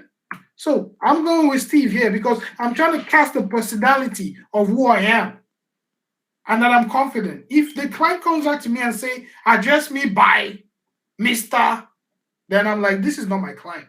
I'm walking away. That is me, not you. Okay? If you feel comfortable with what the client says, or you want to go with that formal way of boring, whatever, how they address people, fine. So if you think this works, let me know. Cute line. Now, this is the last part of the presentation. Now let's sell. First things first, before you sell, you need to have an online portfolio. I know a lot of us already do. I know a lot of us have that PDF thing that we have, or Behance, right? That whenever you just send that link or whatever, or some even have PDF that are so heavy, you can't even send it across to someone, to a prospect. How many of us have been there? How many of us have been in that situation where, our portfolio is too heavy, it's graphically heavy, that we can't even send it out? You rather want to give someone a flash because it's too heavy. That PDF is too heavy. All right? That is crazy. You can't have that anymore. All right? You cannot have that anymore. So, key things here. I'm only highlighting these ones because I know a lot of us don't have it. And these are the hallmark of an exception graphic designer. I know look, I even hate the word graphics designer. I usually call them art directors. You find out when you go to an agency what that is. All right, but for a creative person, all right, what are the key things you must have that must be included in your portfolio for a client to take you seriously? Now, look, when I'm referring to a client here, I'm not referring to that small shop guy. I'm referring to a business that is moving forward. I'm referring to like some of the ones you highlighted here, the GTB, the what do you call it? Look, these are the people you aspire for. Even if you don't get them, you get the ones slightly lower than them, which is where you will be comfortable. Okay? But you don't go to the, I'm not saying you should just go to any, I don't know, depending on where you are actually. But if you're really aspiring for greatness with your skill set, this is the standard. This is, you must measure up with anyone in the world. You must measure up with, there's not like, okay, well, my designs is, that it's within Nigeria now, so it has to look like this. What are you talking about? Do you think if your client has the opportunity to meet me, would you stand a chance? Question. If your client has been going forward with you on your designs, if your client meets me, sorry, I have to do chest beating here. All right, I have to pride myself on this one. If your client meets me, do you think you will still be his designer? All right, that's my question. That's my question. You've not seen my portfolio, but that's my question. All right. So think about it that way. If you think about it that way, you realize there's need for improvements. So what are the things you need to add? Add between 1 to 3, 1, 2, 3, 1, 2, or 3 case studies of your projects. Mind you, I'm not saying slam pictures and put it there. It must have this structure. Who was the client? What was the brief? What did the client came to you for? What was the problem the client came to you for? Insight means when you went to the toilet, right? What did you think on how to solve it? What are the different things that came to your head on how to solve it? Those are your insights. Those are your ideas. That's when you're iterating, all right? Solution is amongst those ideas, which of them did you implement? And why did you leave out the other ones? And what was the result? How many designers here do a follow-up of your client's business? How many of you here do a follow-up of, after I send out that design, the client loved it, or was back and forth and back and forth? How many of you here could say you reached out to the client or you dig in to find out if that design met its aim? What was the end result from that design or from that project? How many of you know? How many of you sought after it? This is where professionals come in. All right? How many of you care about the results? Some of you, we all know this. We are all part of it, plus me too, at some point. I care about doing the designs and walk out of there. And then let the client worry about his business. Right? Yeah. So the rest to show depth of what? Skill sets and what? Industry principles. A lot of us still struggle with what's it called? Design principle. I see a lot of flaws in design. A lot of people don't know typography. A lot of people don't know color balance. A lot of people don't know what white spacing is, negative space, white space.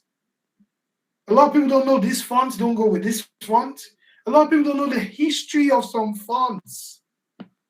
A lot of people don't know the history of some colors. So you see, this is a conversation. There's a lot of things we can unpack. So I will leave us to even form a topic for the next round if we are going to have something like that, because there's a lot to unpack in this industry. All right. So that is something else. And you struggle with this, or you don't know how to express it. You don't know because you are like what's it called, Cyclops.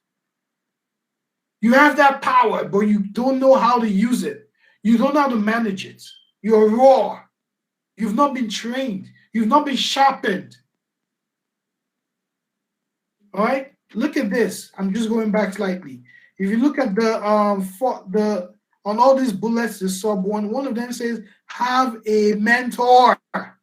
Guys, have a mentor. I don't mean your pastor or your imam. I don't know. And I don't mean one's inspirational speaker. You can make it. No. I'm referring to someone in the industry. Someone a critique in the industry. I hardly find anything good in anybody's design. You can go around and ask. I hardly find anything good. I'm always looking out for what is the flaw first, even in my design. Which is why you must also have the potential to self-critique your work. All right? You must have the stomach for it. It's just like people being in a relationship where we know that, man, why is this person dating this person? You know, I don't know, like, we need to see I'm saying this person, no, suppose date this person. You know? But every other person sees it, but the two people involved are not seeing it. That's like you lying to yourself, you know? So please, look at all of these slides. There's some things that I really want to emphasize here, but I think we would rather build another time just for me to touch on some of these slides. Okay? All right? But still keep them together. Design thinking. Do you know what design thinking is? Showcase your process. Like I told you, my process is I go with 70% of what? Ideating. Design thinking. Design whatever you want to do in your head. Finish it there before you use the computer. The computer is just a tool. It's just a tool to express your innermost thought, your innermost thoughts, your innermost pictures. The computer is just a tool. You drag this logo, you drag this. Do you know how some people have you ever wondered why some people finish designs in less than 1 hour? And you would be there for how long? 2 days. Still staring at a blank canvas. Have you ever wondered that before? All right? Have you ever wondered that before? As a junior designer, I bet we always were there. Our heads were blank. All right? But remember, what is your process? Express all of this in your portfolio. If I see a portfolio with all of these bullet points, trust me, as a client, I want to see you. I want to call you because you seem different. Moving on. So first things first, remember we are on what? Now let's sell, right? How do we sell? Build a portfolio. 2, engagement contracts. A lot of us don't have contracts. Before you engage, I know like once one of us said something about what? When the client asks for how much is this gonna cost, and then you just gave him figures. And you said, oh, you couldn't go back, but that was an agreement. Who says so? That's not an agreement. It's not signed. You can go back. It is not law. It's just an oral agreement. It holds no weight. It's nothing. And all I love you. Does that mean I love you? Right? Right? An agreement is what is signed, is a contract. All right? It has to be a contract. Now, why I'm even emphasizing a contract is because a lot of us also have this thing with our relationship with our clients. How many times do clients come back with revisions? Am I lying?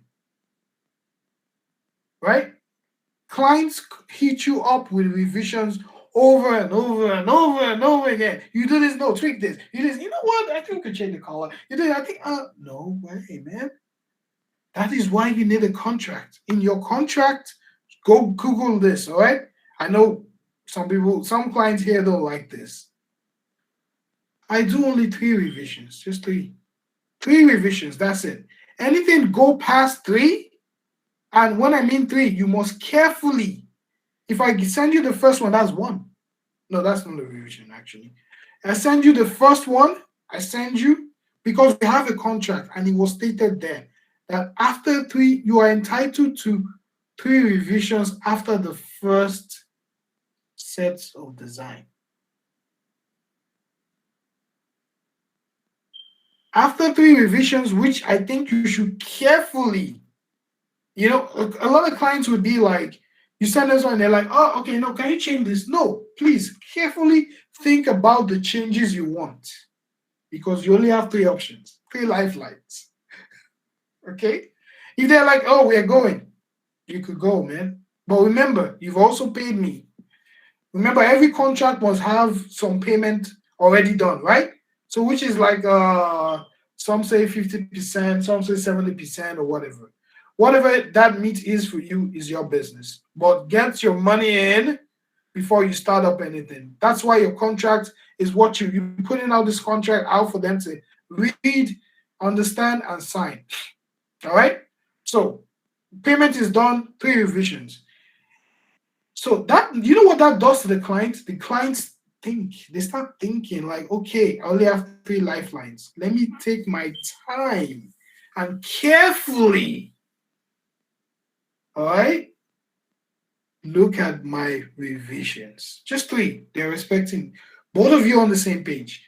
Anything outside after 3 revisions and the client comes back, new payment. New payment. You could like, okay, so after 3 revisions and you come back to me, I'm charging you 30% of what the initial total cost was, something. But 3, that's it. Same with agencies. That's what we do. You must respect, you must ensure that your client respects you. But how would you do that if you don't put it out there first? You must make them respect you. All right? You must make them respect you. I know a lot of us will be thinking, man, this guy be like, say your leg don't strong, that make you the top. I know that for sure. A lot of people will be like that. I know. But the truth is this. Remember, you sold your personality. So that should give away respect. All right? Now know this. I have about 7 more slides and we call it a day. So business goals. What should be your business goal as a creative? Customer retention must be paramount. Do you know what it means? Okay, I'll give you a trade secret.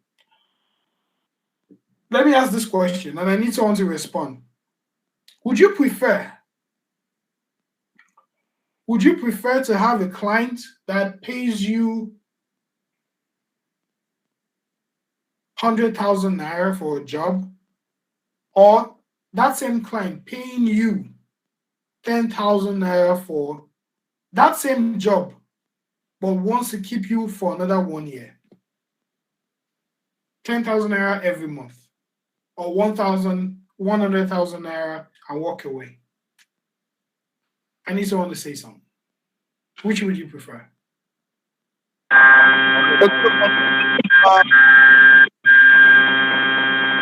What?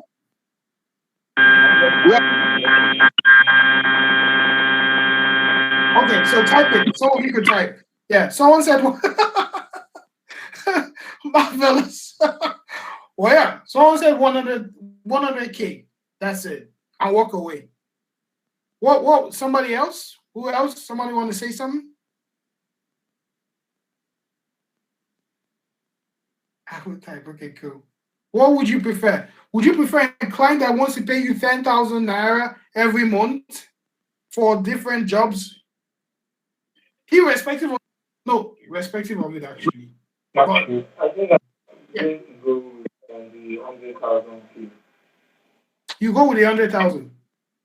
Exactly, because that has actually created a standard for me. Anybody coming in will come with that same amount or higher than that. But if I still solo for 10K, that is to say people will know me for 10,000 naira guy and they will keep chipping in 10K. So with matter of time, the 100K can actually multiply because because I'm going to get more clients and they need my standard. Okay. Well, cool. Yeah. Who else? This is very contentious.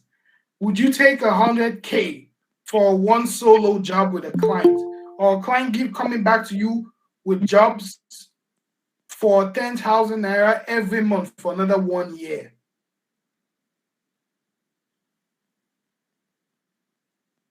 Someone else?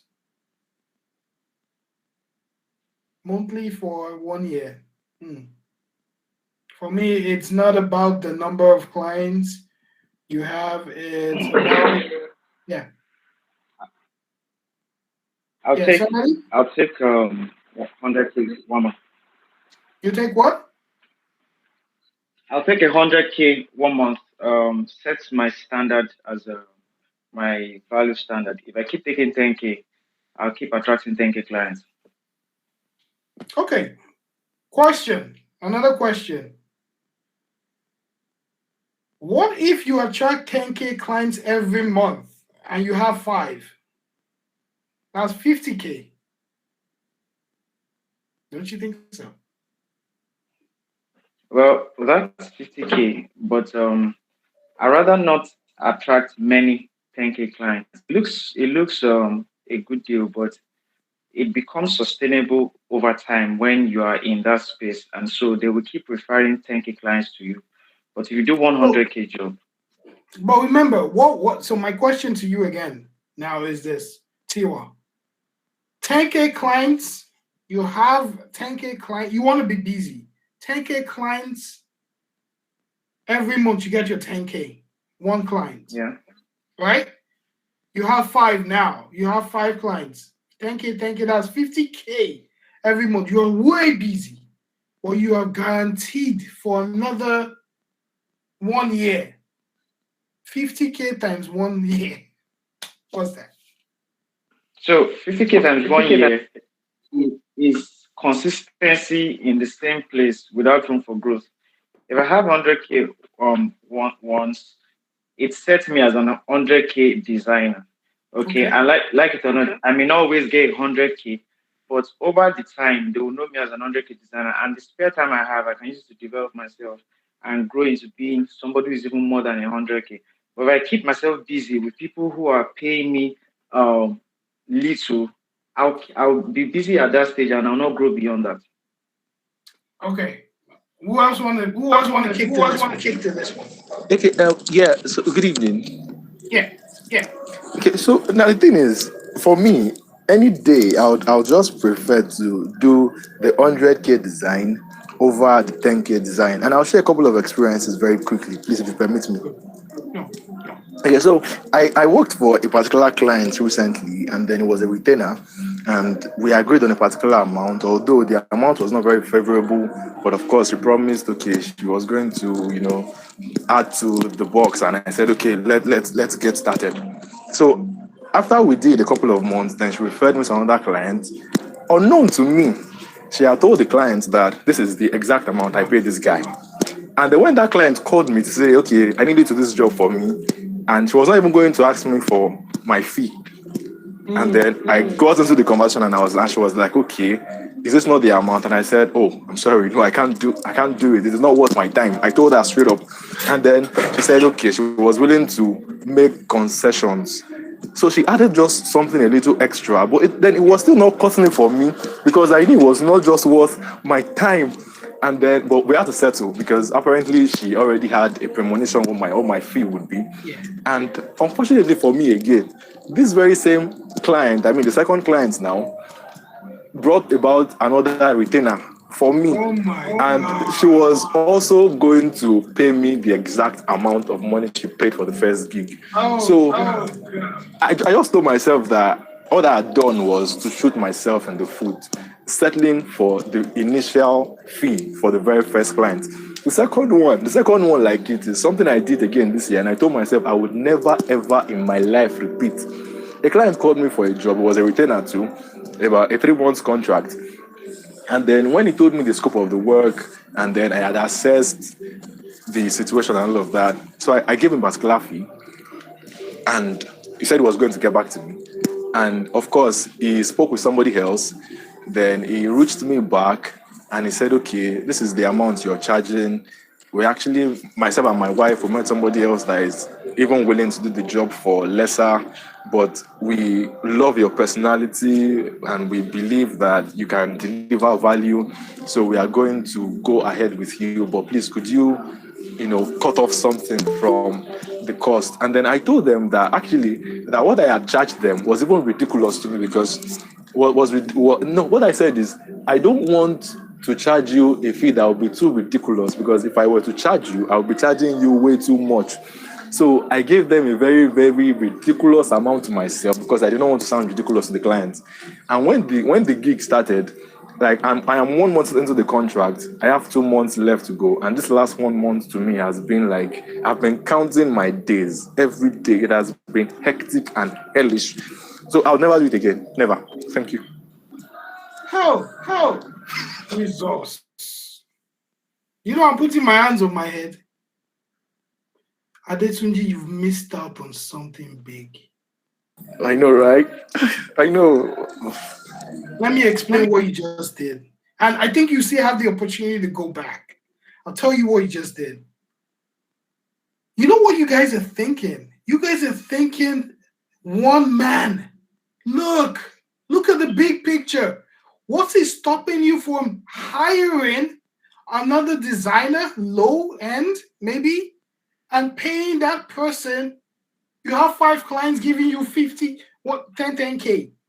You have 50,000 naira every month guaranteed for 1 year or more. And in fact, they are referring more customers to you.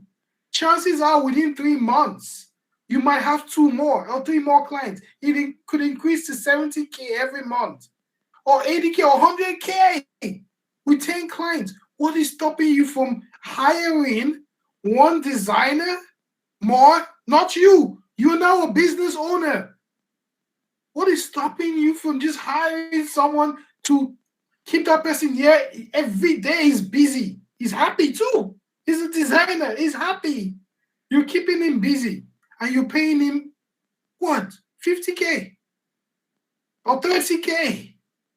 And you're keeping 70K doing nothing and still looking for more prospects.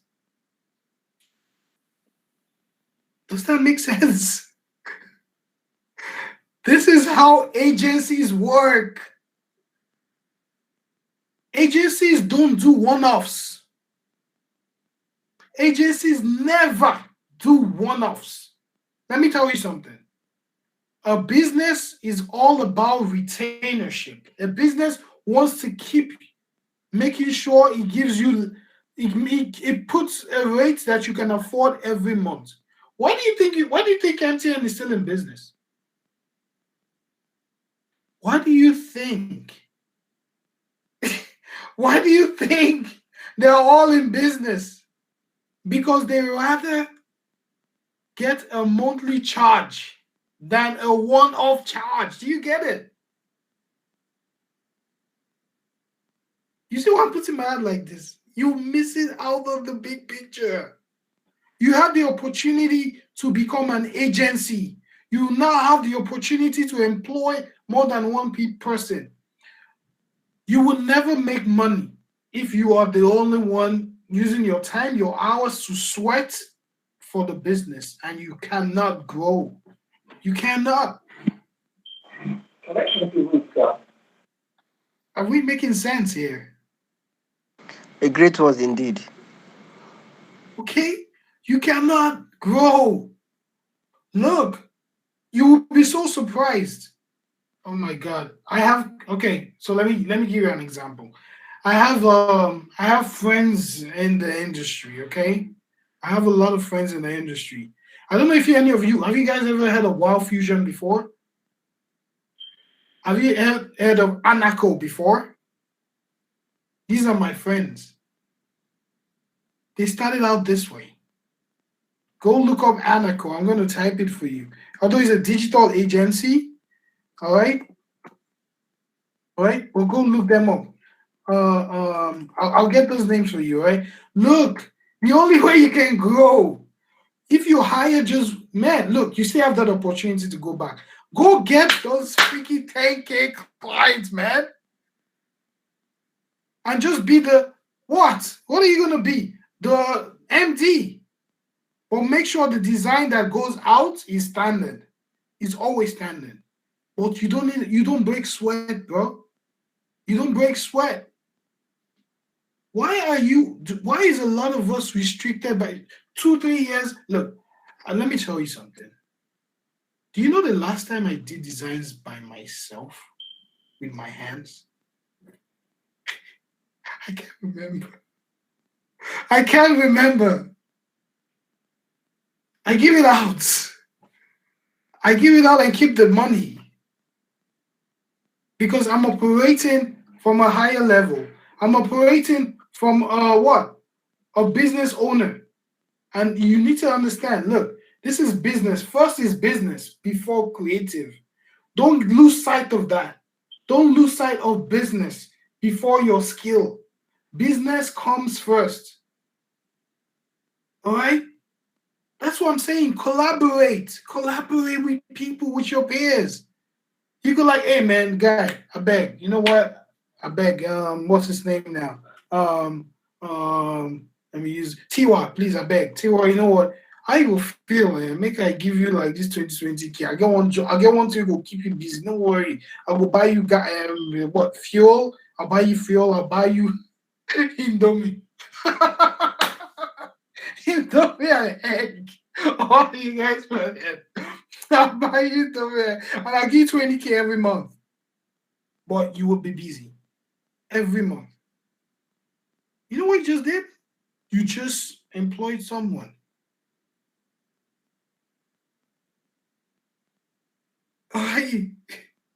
Honestly, you just employed someone. And you still have that opportunity at they 10G. You still have that opportunity. You could go back, please. I wish you could. You give me those clients, man, and see what I make out of it in 2 years. You know what it means for people to refer business to you? They bring in their friends. Oh my goodness. Hey, this guy, village people, Jesus. Oh, hey, your village people, oh my God. Resist those village people. I'm telling you, you can go back. You can go back. Please, I beg you, go back. You can take those clients. But please have a contract. Remember, you're learning this the right way right now. Have a contract. Have a contract ready. Have a contract ready. Okay? Very, very important. Okay? We see there's a lot to touch on. A lot. All right. Scopes. That's what I'm telling you. Retainer. You must retain your clients. Very important. If you retain your client, you're in business. Okay?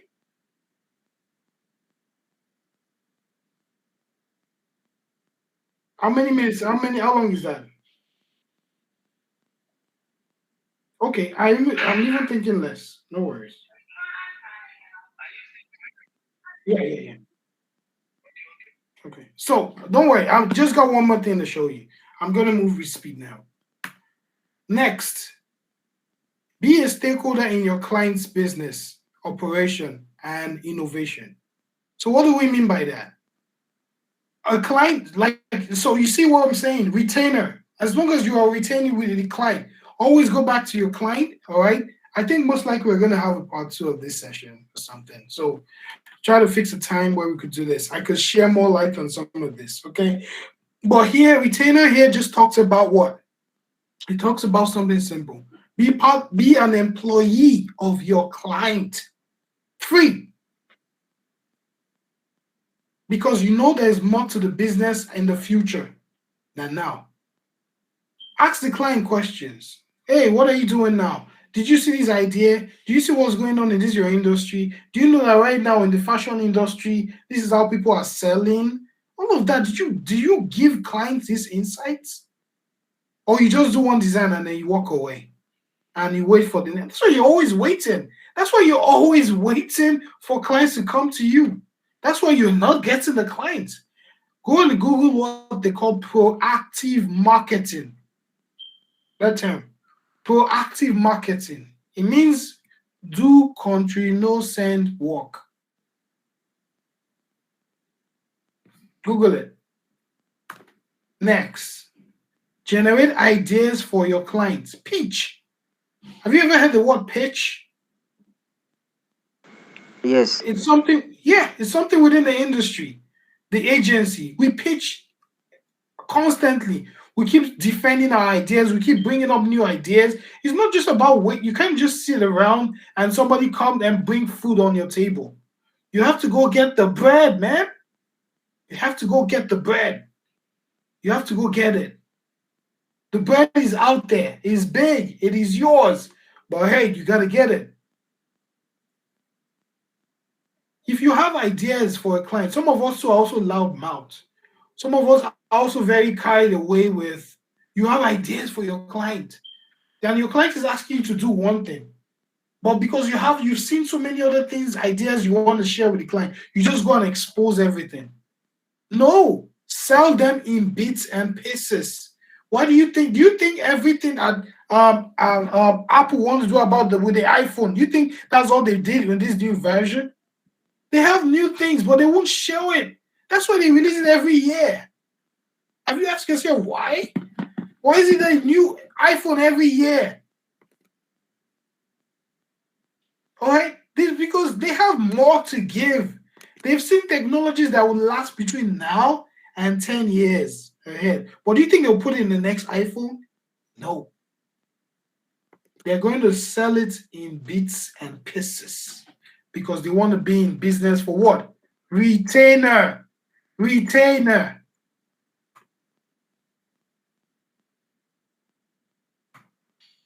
Don't sell designs. Sell opportunity. Sell the future. Don't sell your creative. Sell opportunity to your client. What do you think your client cares most about? Is it you, the designer, or his customers? Tell me. Do you think your client cares about you and what you're designing for him, or he cares about his customers? Meeting It's their needs? customer and business. Exactly. You give a fuck that. I'm sorry for my French. All right. The client don't give a hell about you. You are just a means to getting the job done for his customers. So you need to realize that. You need to realize that the client don't care about your smelly design, no matter how great you think it is. The client cares about new opportunities for his business.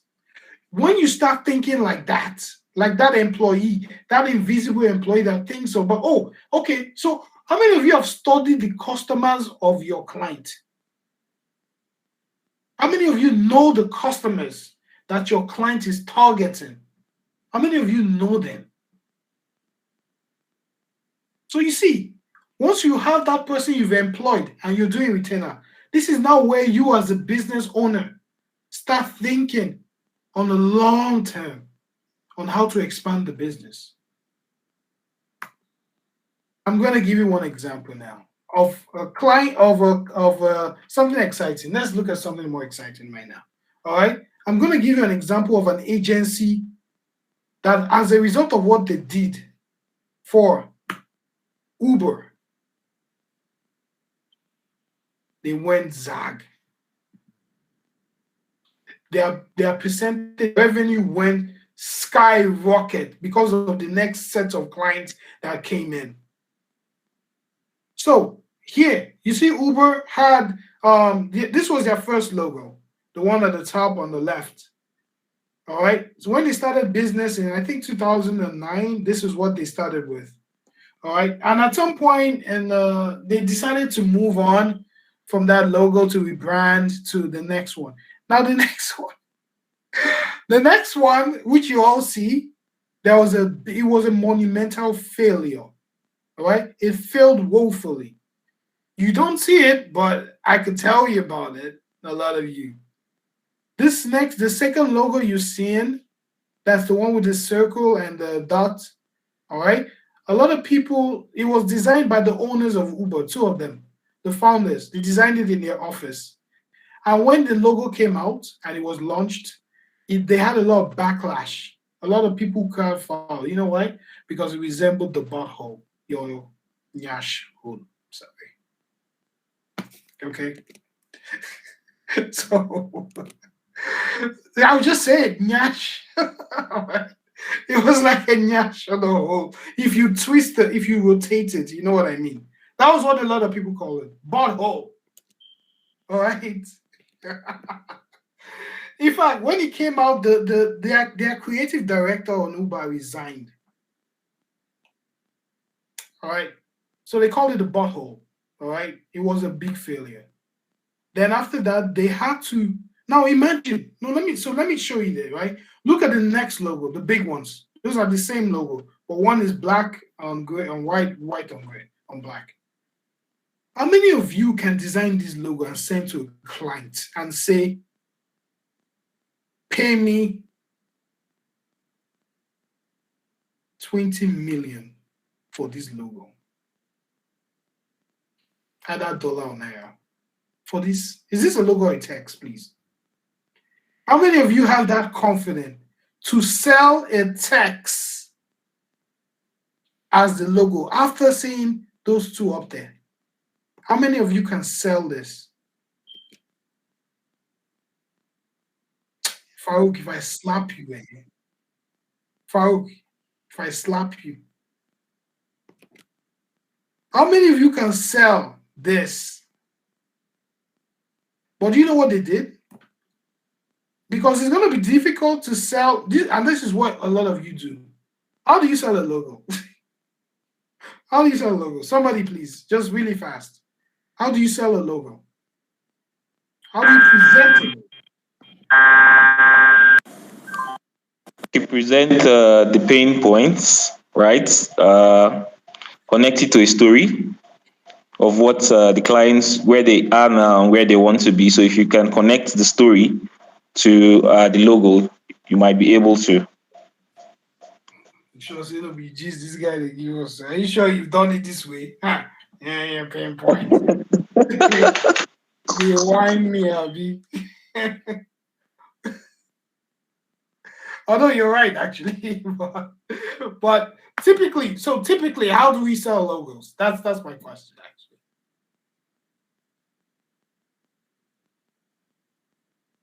Anyone?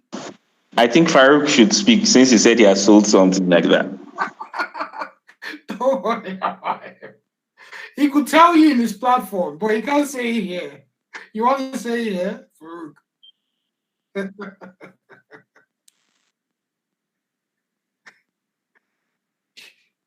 You want to open up yourself, right?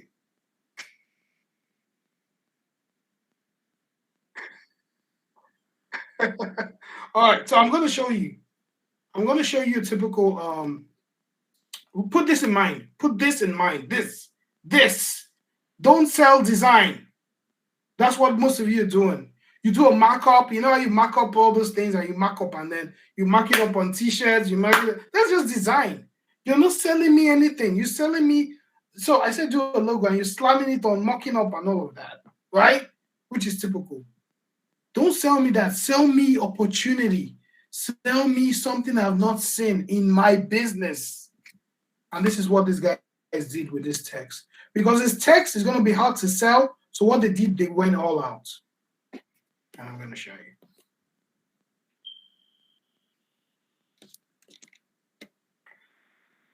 So they went all out, and this is what they did. Can you see my web? Can you see my page? They call them Wolf Ollings. All right, Google, find out these guys. You're looking for inspiration, find them out. So they sell the U. They brought back, they call this. You're not presenting. Can you see my page? No, you can't see your screen. Okay, 1 second.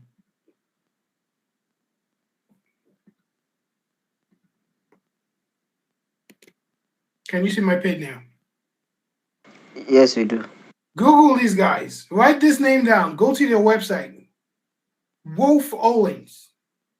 They've been around the business since 1965, selling logos.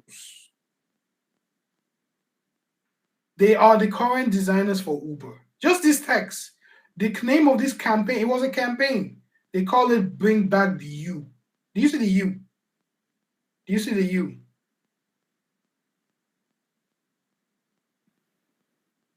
This is a case study on their web. This is a portfolio. This is on their website. I'm scrolling down. Changing how the world moves.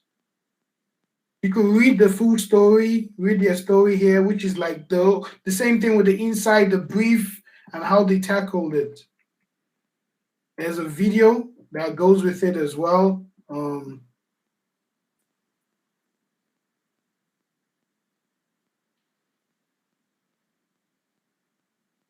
All right, so you take your time to go through that. But I'm going to show you what is sold. These are markets Uber has not yet gotten into. This is opportunity. Is there Uber bike? Is there Uber this? Tell me. Yes, there's car. Is there this? No. Is there this?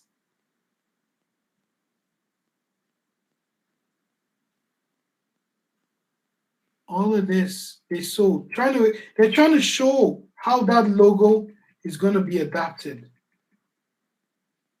Yes, some of them are mock-ups, right? So if you're gonna Uber is an app, how would it look like? That same logo. They would have just given you a logo, but this is how they expressed it. Even markets Uber hasn't gotten into. So this is like maybe a private jet or something that Uber could get into. So you see how somebody, look at this, Uber Air, right? Even markets Uber hasn't gotten into. They tapped into those opportunities just to express, because if they saw this logo as text, there will be resistance from the client. Like, what is this? Text. But they show you the possibility of how far the logo can go. This is if Uber gets into an airport. So you as a passenger from an airline, you bought an airline and then you'd out. The moment you come out from the airport, they want Uber to put their posters around, say, from Delhi to here, so you could see once you're stepping out from the airport where you're going, you know?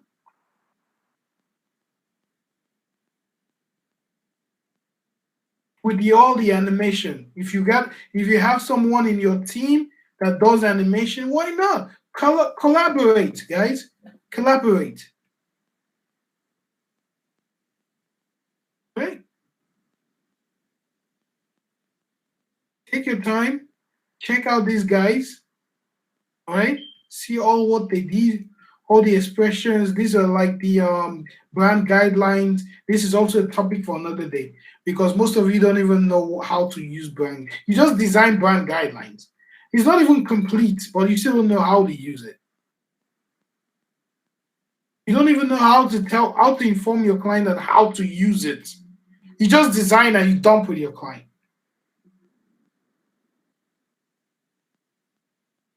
They sold opportunity.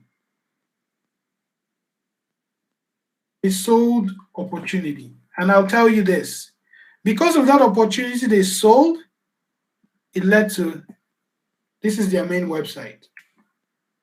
Let's blow your mind now.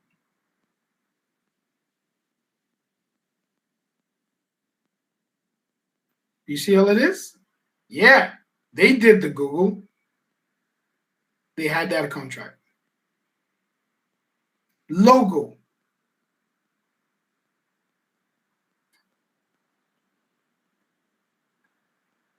Yeah? Mm-hmm. Your guess is as good as mine.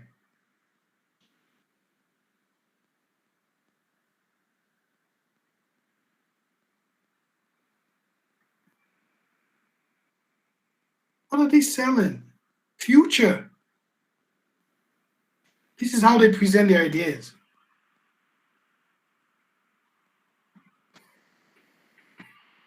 All right? So that's it. So again, I bring you back to this slide. If you remember when we started, remember it was agency structure. Now, do you see how all of these 5 areas are very important for your business? All very important. All very important.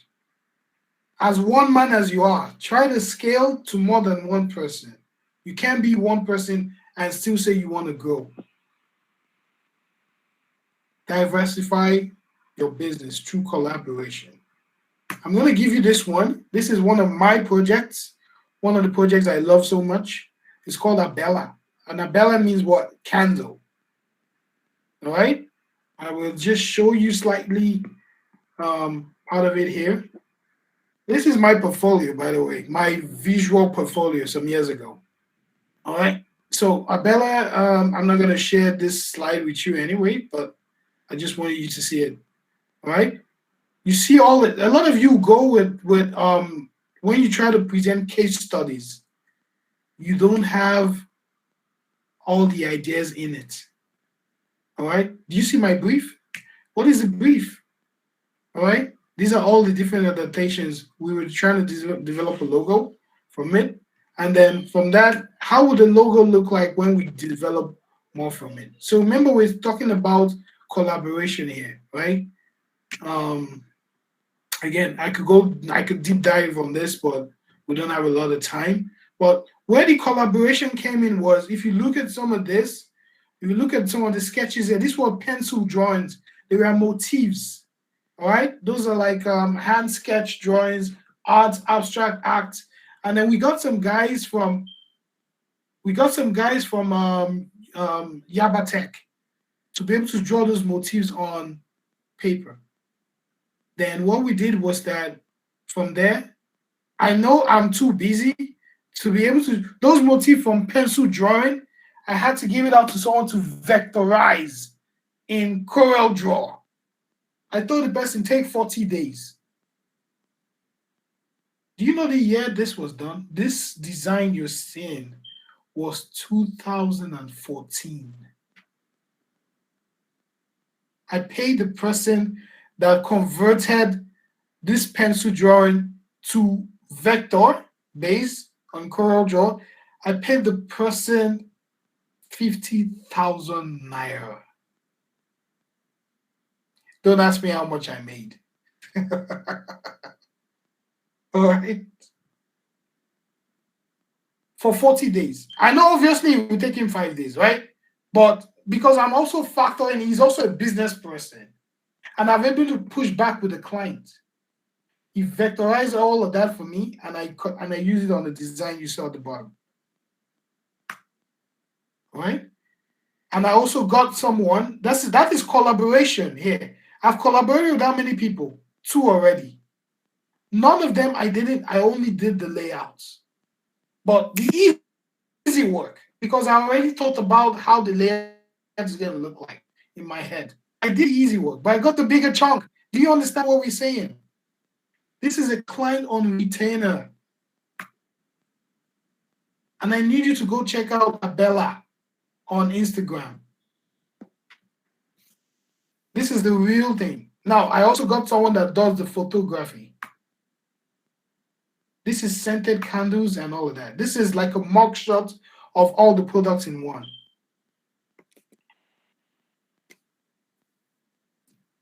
All right. This is Abella right now on Instagram as we speak. Though not on retainer anymore, but my first job with these guys, this was, like I said, 2014. That was 350,000 naira for this job. The collaboration I did was, I gave 150K, right? I could have said, what? Let me do it myself. But I would just die. And the guys from Yabatech, they were too happy to collect 20K. Because they were like burning arts design, abstract arts department guys. that wanted to just put their work out somewhere to express their art, but for me, it's business. This is Abella. If you look closely, you see the motifs. Right? So coming back here. So what is this? What are we saying? That's what we say. Diversify your business through collaboration. I know you guys see what I'm saying now. All right. Develop, document, and processes framework and all of that. Strategize on growing your client's business. I've said this, not your service, not their business. If you grow their business, you're growing. That's the way it works. Your client don't care about your creatives. They care about their customers. You must see it from that perspective. Now next. These are some of the things I wish you could do after you've done all the other things I've said, or some of the things I propose, not necessarily please them. Advertise through friends and family on social media. But remember, you must be ready. You don't go do this first. All right? Advertise through Google, through social media.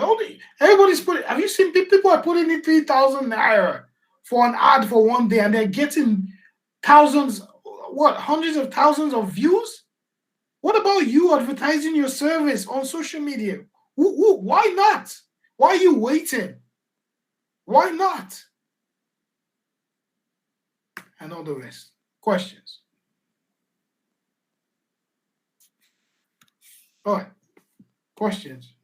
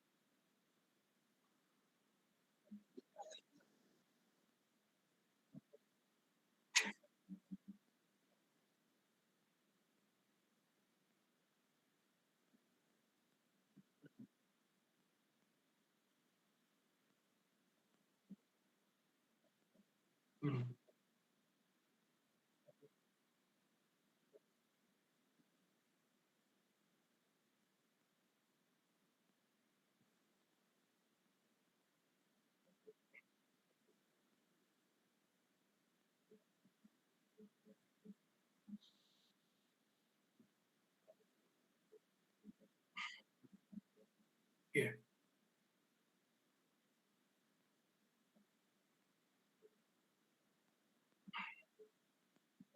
Yeah.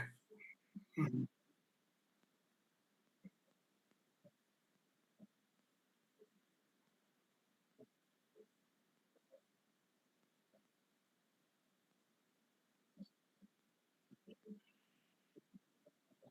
Yeah.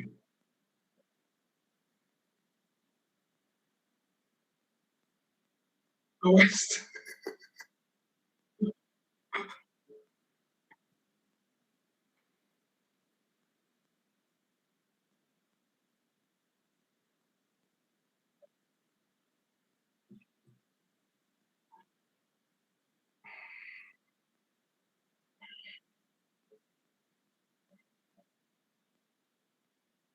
Okay, what advice you give is, let's typically take it this way.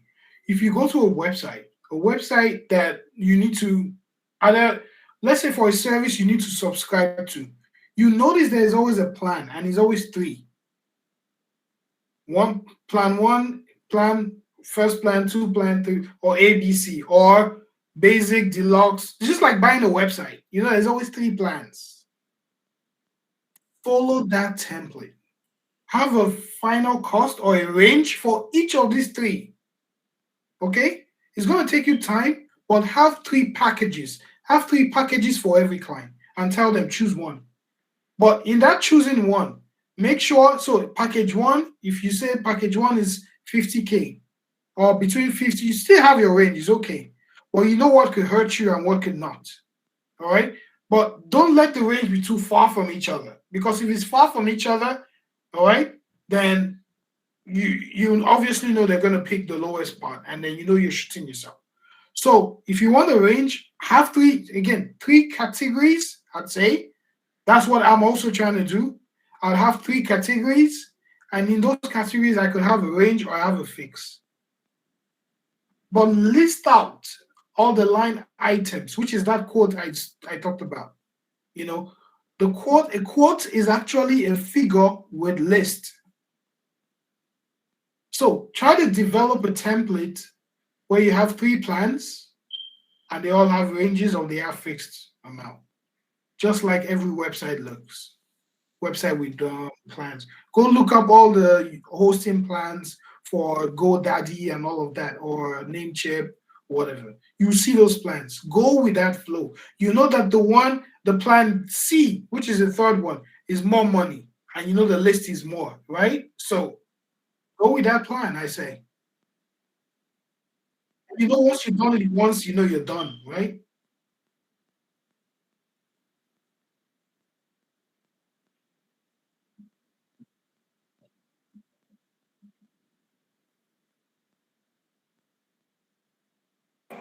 Please advise we take work to firm. Hello? Yeah, can you hear me? Yes. Thank you so much for the session this far, Walter. It was really amazing.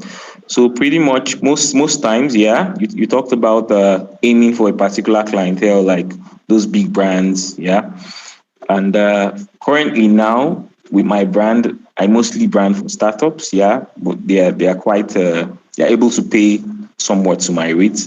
But of course, as you said, yeah, I'm growing and I'm also collaborating with people, and I see that you know what, I need to hit bigger brands, yeah. So, what framework has worked for you? How were you able to move from that solo guy to the guy that would just go to that agency and then sell yourself and then get that project? Well, framework for me, usually what I usually employ is, you know how they say shoot for the stars. If you don't catch the stars, or what they say, you at least catch something or something, right? Or something close to the stars. Again, I'm not emphasizing you shoot for MTN. You know you will not get it. Let's face it, you will get it, right? So, but you will get somewhere close to MTN, people within that class, people within a lower class, okay? So don't make the mistake to like you're going all the way to the apex. You want to go to the glow, and that's not how it works. They have traditional agencies with structure, all right? So shoot for something that high up but you're driving a certain standard. So my framework is this, right? I need to make sure my standard and my processes are ready to go before I even start shooting. Okay. And most of my clients are, so again, I don't want to mix this up. I have clients that are personal and I have clients when I was in the agency. Okay. In the agency, they were big, right? But my personal clients are also big, but in their own small space. But you see, what I tend to do is that I am able to go beyond because I'm shooting for the bigger clients. The clients I'm able to attract that can pay, which are smaller, they see me as a god. All right. So that is the way I work with this. I don't know if I answered your question. Yeah, pretty much. Yeah, pretty much. Probably a story, probably in our next meetup would clarify any further questions. All right. Any more? Or are we good? No, I have a question. Earlier, when we were discussing earlier, you said something about detaching yourself from your client's work or something like that. So I need more clarification on it because I realized some designers have their own style, their style of design. So when a client come with a different perspective, a different style, um, don't you think should we just like say, oh, I this is my style, I don't want to compromise it. I have to do it I'll do what you want me to do, but still communicate in my own style. I don't know if you get it, but I know that Yeah. designers have some unique identities about them that make them stand out. So should we let go of all that? Okay. So the thing is this, right? Between those two guys, who do you think is the best? Who will be the best designer between those two guys? I believe it will be the guy that can do both designs, right? But looking at the person's personality, like the guy we said that the number one guy that looked like Farouk, if that guy was able to pull off the design that had the eagle lead, you would say, whoa, this is not what I was expecting to do this, but he did it. In that respect, I also said that I am that kind of person. I might not wear dreads, but I've worked with Guinness. I've worked with Johnny Walker. I've worked with those brands. I've worked with Origin. I've done designs for Origin. Okay? Now, in that situation, okay, I've done designs for my first year in the agency, I did for Smirnoff. All right? So, but I don't look the part, do I? So, my point is this. Who owns the business is the client. Who is the client trying to attract? Its customers. Who are you? You're just a tool. No offense. You are only a tool. You must see it like that. When you say my own expression, like, no, it's not that. The client is not king either. The king here is the customer that you are trying to get the client to. So, whatever you're coming up with, whether it's something within your style or against what the client likes or whatever, is that appealing to the customer? You must be able to defend that. If that falls within your circle or your style, what the customer likes, fine. Can you defend it with the client? If no, then you got to go with what the client says, because who knows the customer more? Is it you that the client is hiring to do a design, or the client itself? Who knows their customer? It's them, right? They know more than you do. They don't know more than you do in your design, but they know more of what the design, who it will appeal to. That's the problem most designers face. Most designers are arrogant. They're arrogant in the sense that they feel, no, I'm pushing you must take this because this is good. It's world class. You are blind to the fact that the customer, who is not the client, is what you should be attracting to, is what's your work, your body of work you attract. Look at this the website I just showed you guys. Do you think they were speaking do you think those creatives were speaking to Uber as the client or Uber's customers? All right. So that is where we're going with this. That's the truth. The truth is, a lot of us are arrogant. We are babies. We are babies in our thinking because you ask a child. The child did something wrong, and then the child is crying, and then he goes to meet someone else, like my son does it. He's like, grandma beat me. And I'm like, what did you do? What would they say? Grandma beat me. They won't say the truth, right? That's the way some of us are that's some of us are our designs. We fail to see beyond the bigger picture, and we restrict ourselves to that design because it's the way we like it. Nah, it doesn't work that way. I have an example from Farouk's one of his recent work, but if you wanted me to show you that example, he doesn't even know. But I can point it right now if he wants, but I would allow him. Okay, I would. Unless you want me to show them.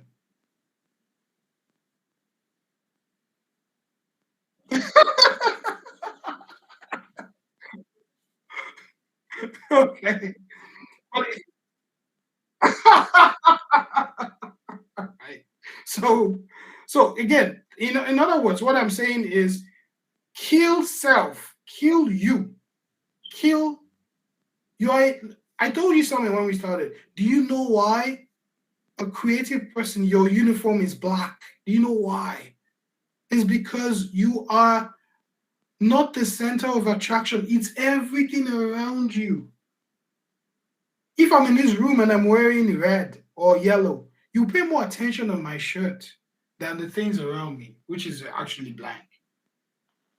But as a designer, you must form the habit of killing self. You must kill you in every design. Don't be emotional. Nothing. No matter how good a logo is, it can be changed. Google changed your logo, man. Right? Wasn't it the best before? So that's what I'm saying. I hope you get my point. Missy.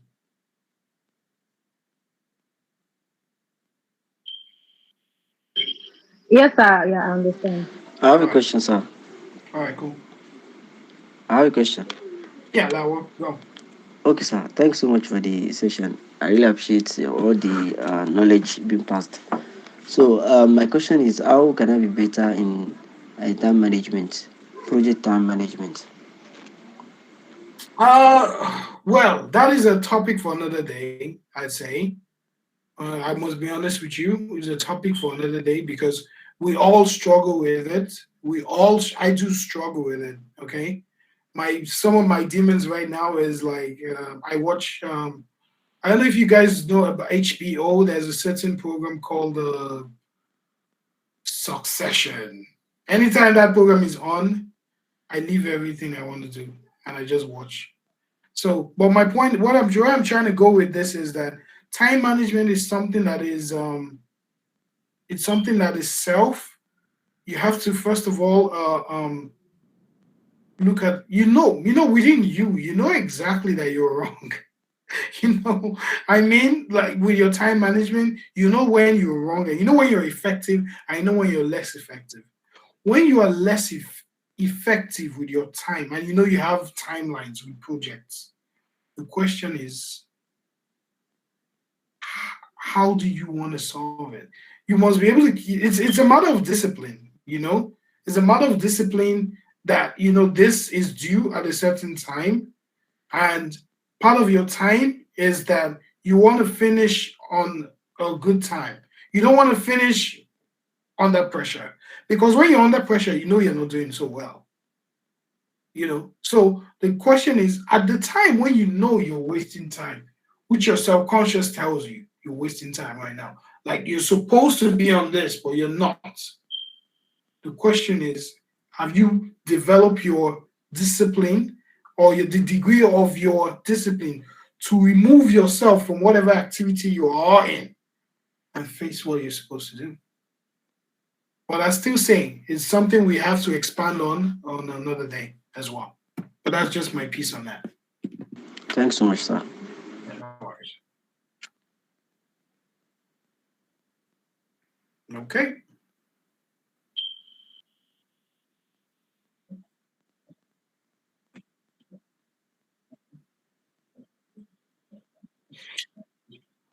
Yeah. Okay, I asked the question before, but you did not answer. Okay. You were saying about what you like about Farouk. You didn't say anything about that again. What I like about what I When like you were about him talking is this. about our weaknesses. Yeah, I remember. Farouk plays a lot on his strengths. I know. I don't know if he knows. I know his weaknesses, but between Hello, me sir. and I some have a of his, question, sir. yeah, Hello, sir. yeah, I'm listening. Please, I want you to please advise we that work with brands, like with fame, understand, please, on how to, for example, me, this is the first time I'm working with a band. So I let me say I work off my ass, as in I do a whole lot for them. I spend my day, my nights, even my weekends. Should it be so? If Wait. not, so Give me an what? example. You say you work with brands. You mean like with an agency, or you Like, work with like yeah, like a company. I mean, like a particular company. a design company? You mean like an agency? Not a design company, like a company. Okay, wait. Are you Yeah, an they deal with. employee? Are you an employee, or you just handle their designs on freelance basis? I'm an employee. Oh, okay. Wow. Mm. So So I work for day during the day, night, even weekends. So actually, this is my first time. So I want to know if that is how it used to be, or it shouldn't be so at all. Look, the thing is this, right? I'll tell you, I did work with one client one time where it wasn't an agency, but I was doing designs and I was working for a certain individual that had a company. I was working full time, right? And I know it's tough because again, usually any person that hires a graphic designer to work as a full time, if it's a full time job and you're a graphic designer for an individual or a company, they will use you like mad. They will run you down for sure. They're gonna run you down. You cannot escape it. Just so you know, Okay. the only thing you cannot escape it. The only thing I'll tell you to do is this: you must be strategic. If what do you want? Ask yourself, what do you want? Are you okay with the level of work, but maybe the money is not great, or you are okay? The money is good, but the work is too much. Which is your situation? The work is actually the first off. The work is more than the money. Okay. The work is So more than the money. Yeah. if they pay you more, are you comfortable with still working the hours?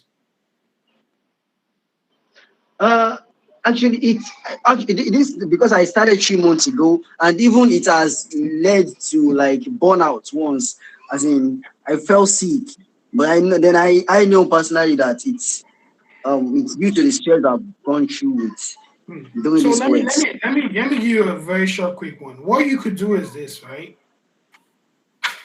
It's very trickish, but if your work this if only you can guarantee yourself that your work is great, if your work is truly good and it stands out, my advice for Yeah. you is put a number of your work together, all right?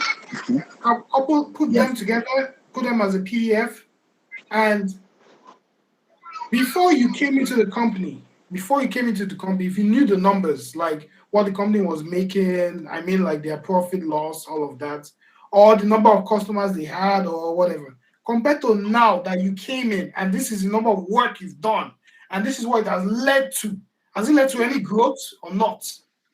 If it has led to growth because since when you came in, strategically, what you could do is this: couple those your designs and do a before and after. Before I came in, sir, this is what the company looked like in terms of revenue or in terms of customer appreciation or customer engagement. But now I came in because you sent out these proposal designs that I did. The company has brought in this level of clients or customers into us. So for this reason, I need more money. Okay. Are you getting me? You must show a true picture of what your impact has done. Yeah. Not be mouth though. Don't I say get. I it get in it. words. Put it in a document and send it to them and tell them, look, because of this, this is how much my impact has drove the company to profit. And I need this Okay. certain amount now. And also I need a junior designer. Yeah. So if that's your case, go for it. Thank you very much, sir. You guys, please. Thank you very All much. right. But Hello, before sir. you I leave, have more Joe, question about that too, sir. Hello, yes, sir. sir. I have question about that too. Okay. What if the stress is too I much for you fire to you. bear? Sorry, go What if ahead. the stress is too much for you to bear, but you are not so much after that money, but the stress is actually causing burnout every time and then? Bro, let me tell you something. You should be all after the money, man. You should be all after the money. First things first, take care of you, man. All right? You're not all after the money. Maybe you're comfortable in whatever you're earning, right? But remember, you are going to be a business someday. So business needs to grow. All right? Be all after the money, but again, like I said, make sure you keep your eyes on the figure. Follow the money. Follow the money means follow what are they making? Are they making profit or not? Okay? Well, and if you say the stress is too much, but the money is okay for you, then stop the job. Really. Because the other thing you could do is, so you need maybe a junior designer, or you need, because you're burning out. Again, you could also make that case. You could make a case where so before you started, this is my level of, before I started, this is what the company was doing. Because look, to the owners of the business, they only see profit and loss. They don't see creative. Get that into your score, guys. The business owners see profit and loss. They see customers and no customers. They don't see this creative that was nice, that was no. You see that. They don't see it. So what I'm saying is this: speak to the accountants, speak to the guys managing the money, or if they were on social media. Look, before you started, this was how the engagement was. Now that I came in and I started bringing designs, this is how the engagement is now, or whatever. You know how you'd find before and after scenarios, and use that to project what you want. If it's higher pay, fine. If it is what's it called? One more designer because I'm losing out, fatigue is setting in, and this is only normal, all right, within the industry. That if you do too much, there are less ideas. And you want the company to grow and you want the numbers to look good. Put all of this in a document. It doesn't have to be big. It's just 1 page, 2 page. That's it.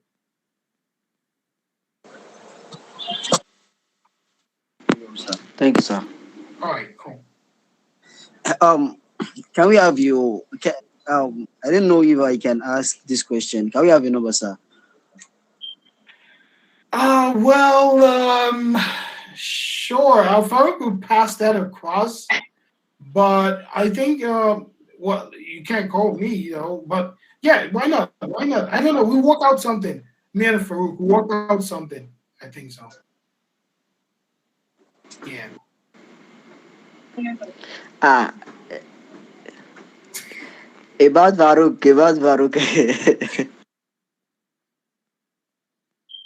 I heard a lady actually. I heard a lady's voice.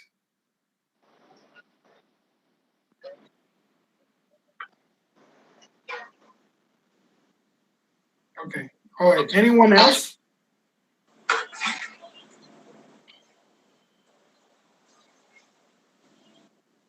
All right. So I guess we're all good.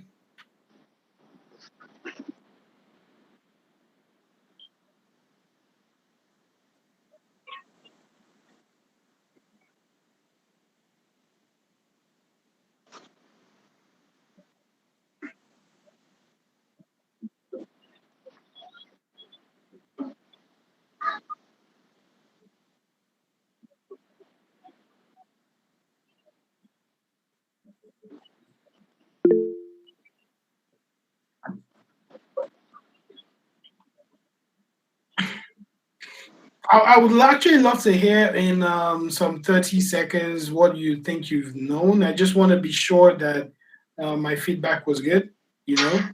So if you could tell me what you think you've understood or something, I don't like thank you actually, because thank you is probably Hello, sir. yeah. Yeah, thank you so much for the session. I know you don't like thank you, but I mean, you have to stick with it. But then, much more than the thank you, the session has really impacted me, particularly areas where you spoke about the agency. Yeah, you have the guy with the village people. Yeah. So now the thing is, in recent times, I've been trying to collaborate with some of my friends that are also great creatives too, and we have it in the works. We are developing an agency, a cross-cultural agency, and quite international too. So we are looking at shooting for the clients with the big guns. I mean, the big box rather. And what you just did, we actually had, in fact, about all 4 of us were on this call. And whilst you were speaking, I had some of my partners screenshotting and just dumping some of your slides on the group where we've been collaborating. So you've really helped us do a big part of the thought process, those things that we need to put in place for our agents to be successful, identifying our individual strengths and weaknesses and helping ourselves to put it together. One big part that you did make mention of is the part of the accounting. I have always known that accounting is key. It is you need to factor in all of your costs, but I just never thought to factor in the cost of my seat, my chair. I mean, all of those things that seem the least, but now I see it, and I I am wowed, and I am very grateful. Thank you so much. Gracias. Thank you too.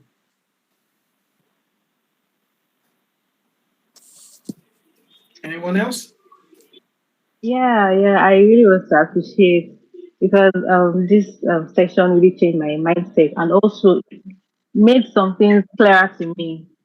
Yeah, when you're talking about trying like those kind of clients that will give you 10,000 naira every month instead of paying you once. I actually have a client like that. Not like the money she's paying me is small, but I see future in her brand, like in the kind of like a future. Like I believe so much in her, and because of the contribution I've been making aside being a remote designer, she now made me her brand strategist. Wow. So because the thing is, I just want to grow with her, and I'm very, very interested in what she's doing, and I'm really grateful to be a part of it. So when you mentioned it, I was like, wow, yeah. So I'm even on the right path. And also when you talked about um, when you talk about detaching ourselves from the design, like being open. When you're talking about culture, embracing other people's culture, it's good. Me, I'm kind of person that I've seen a lot of Western influence, and I still love being that unique African person. But then I kind of misunderstood it because I was commenting and people were like clarifying everything. So yeah, we have to accept other people's culture, use it like merge it somehow. You understand? Be open minded. You said a lot of things actually, accounting aspects, being strategic. Yes. So I'm really grateful. Thank you so much. And I would love to attend more of this kind of session. I'm so grateful. Yeah, I would love to give out more myself because honestly, I've been me and Farouk we've been on this for a while, and I just needed a platform where because I've seen a lot of things that are going wrong, and oh my god, like I'm like, man, can these guys just know something better? So man, it's also an opportunity. You don't know how Yeah, much good this has done for me myself. So thank you. yes, sir. Yeah. So what I learned in this session is all about focusing more on your clients, which is the third party. Mm, Yeah, if you do that, you are going to experience another version of growth. Understand? So actually, I've learned this before in a particular book, which I read some times ago, building a story brand. So I learned this in this book, but due to the fact that I have some kind of issue with connection, networking or something, I don't have many creative within me. So I have that issue. I was able to have a kind of interaction like this with creative that, okay, should we try this or do this or implement this? So but me attending this meeting now, it makes that a farm. I mean, it affirmed that into my heart that okay, this thing really works. Then thank you very much um thank you very much, sir, for this opportunity. We appreciate that.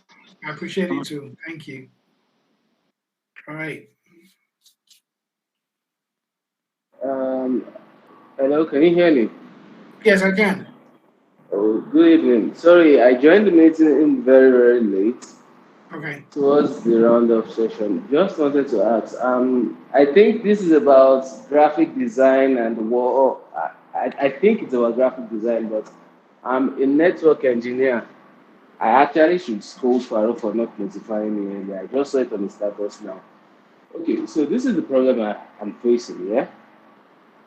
I work in an organization. I'm a certified network professional, currently preparing for my CCIE. Mhm. But the problem I'm having is,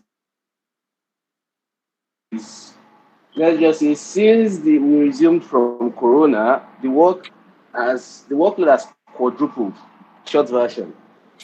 And I see myself running around trying to get things sorted out, trying to get things to work. But at the same time, I'm not getting, well, it has always been like that from the onset. I'm not getting my work's worth in terms of finances. Okay.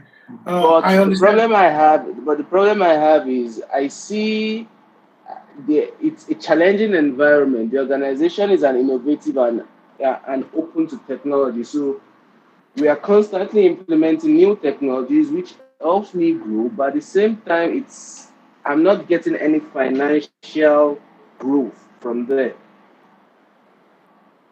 Hmm. Okay. So like I told what's his name?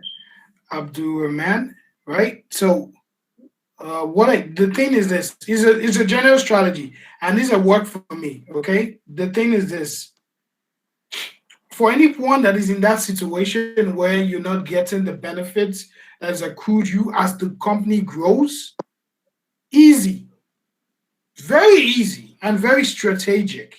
But you have to be strategic because you could do it wrong and you get sacked, you get fired. Okay, so the first things first, stomach the fact that what you're about to do is either going to take you higher or bring you down. Okay, but what you need to do is this, and I did it myself. I've done a job. Look, the agency I worked with, okay, there was a time where they moved me to another department to actually start a new department. And when I started this department with this agency, it was even the digital marketing space. We saved the agency the money that they would have paid vendors outside because we can now do those services in house. We saved the agency 65 million naira. You know what I did? I'm like, okay. I was comfortable with where I was, but I'm like, oh, whoa, whoa, whoa, whoa, whoa. This is my effort. And that's what bankers do. That's what bankers do. What they do, what you now do is take that result. Take that result. You, like I said, do the numbers before and after. All right. Your effort now, what has it done for the company? Don't say it, no in mouth. Put it on paper and send it to the stakeholder, HR or your head of department or your. Don't go to your supervisor because he's also, you know how it is. Go to someone that would influence your pay, okay, and present that to the person. You're not greedy. You're not greedy. You only just presented facts behind the figures, your contribution to the growth, and you want more. Simple. It's not being greedy. If they see you as greedy, then it has affirmed the fact that these guys are never about your growth in that organization. Simple. Thank you very much. I think that answered a lot. Yeah. Okay. Mhm. Mhm.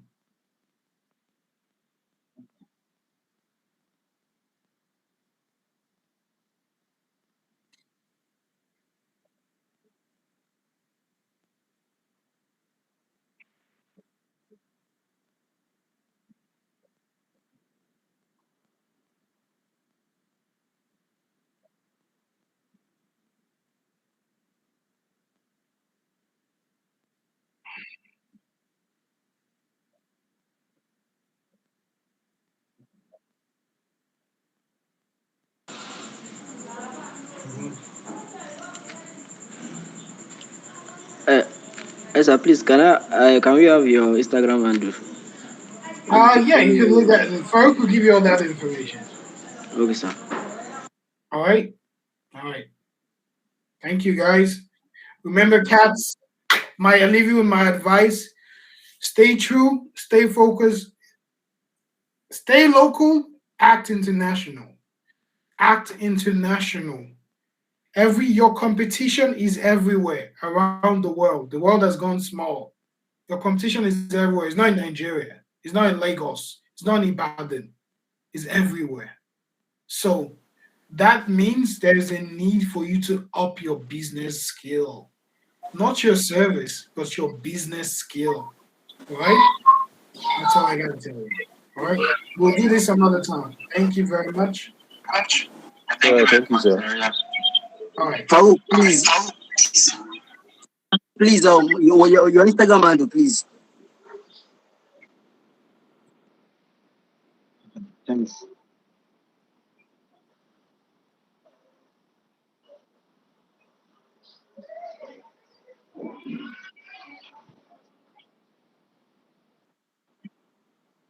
Yeah, thanks.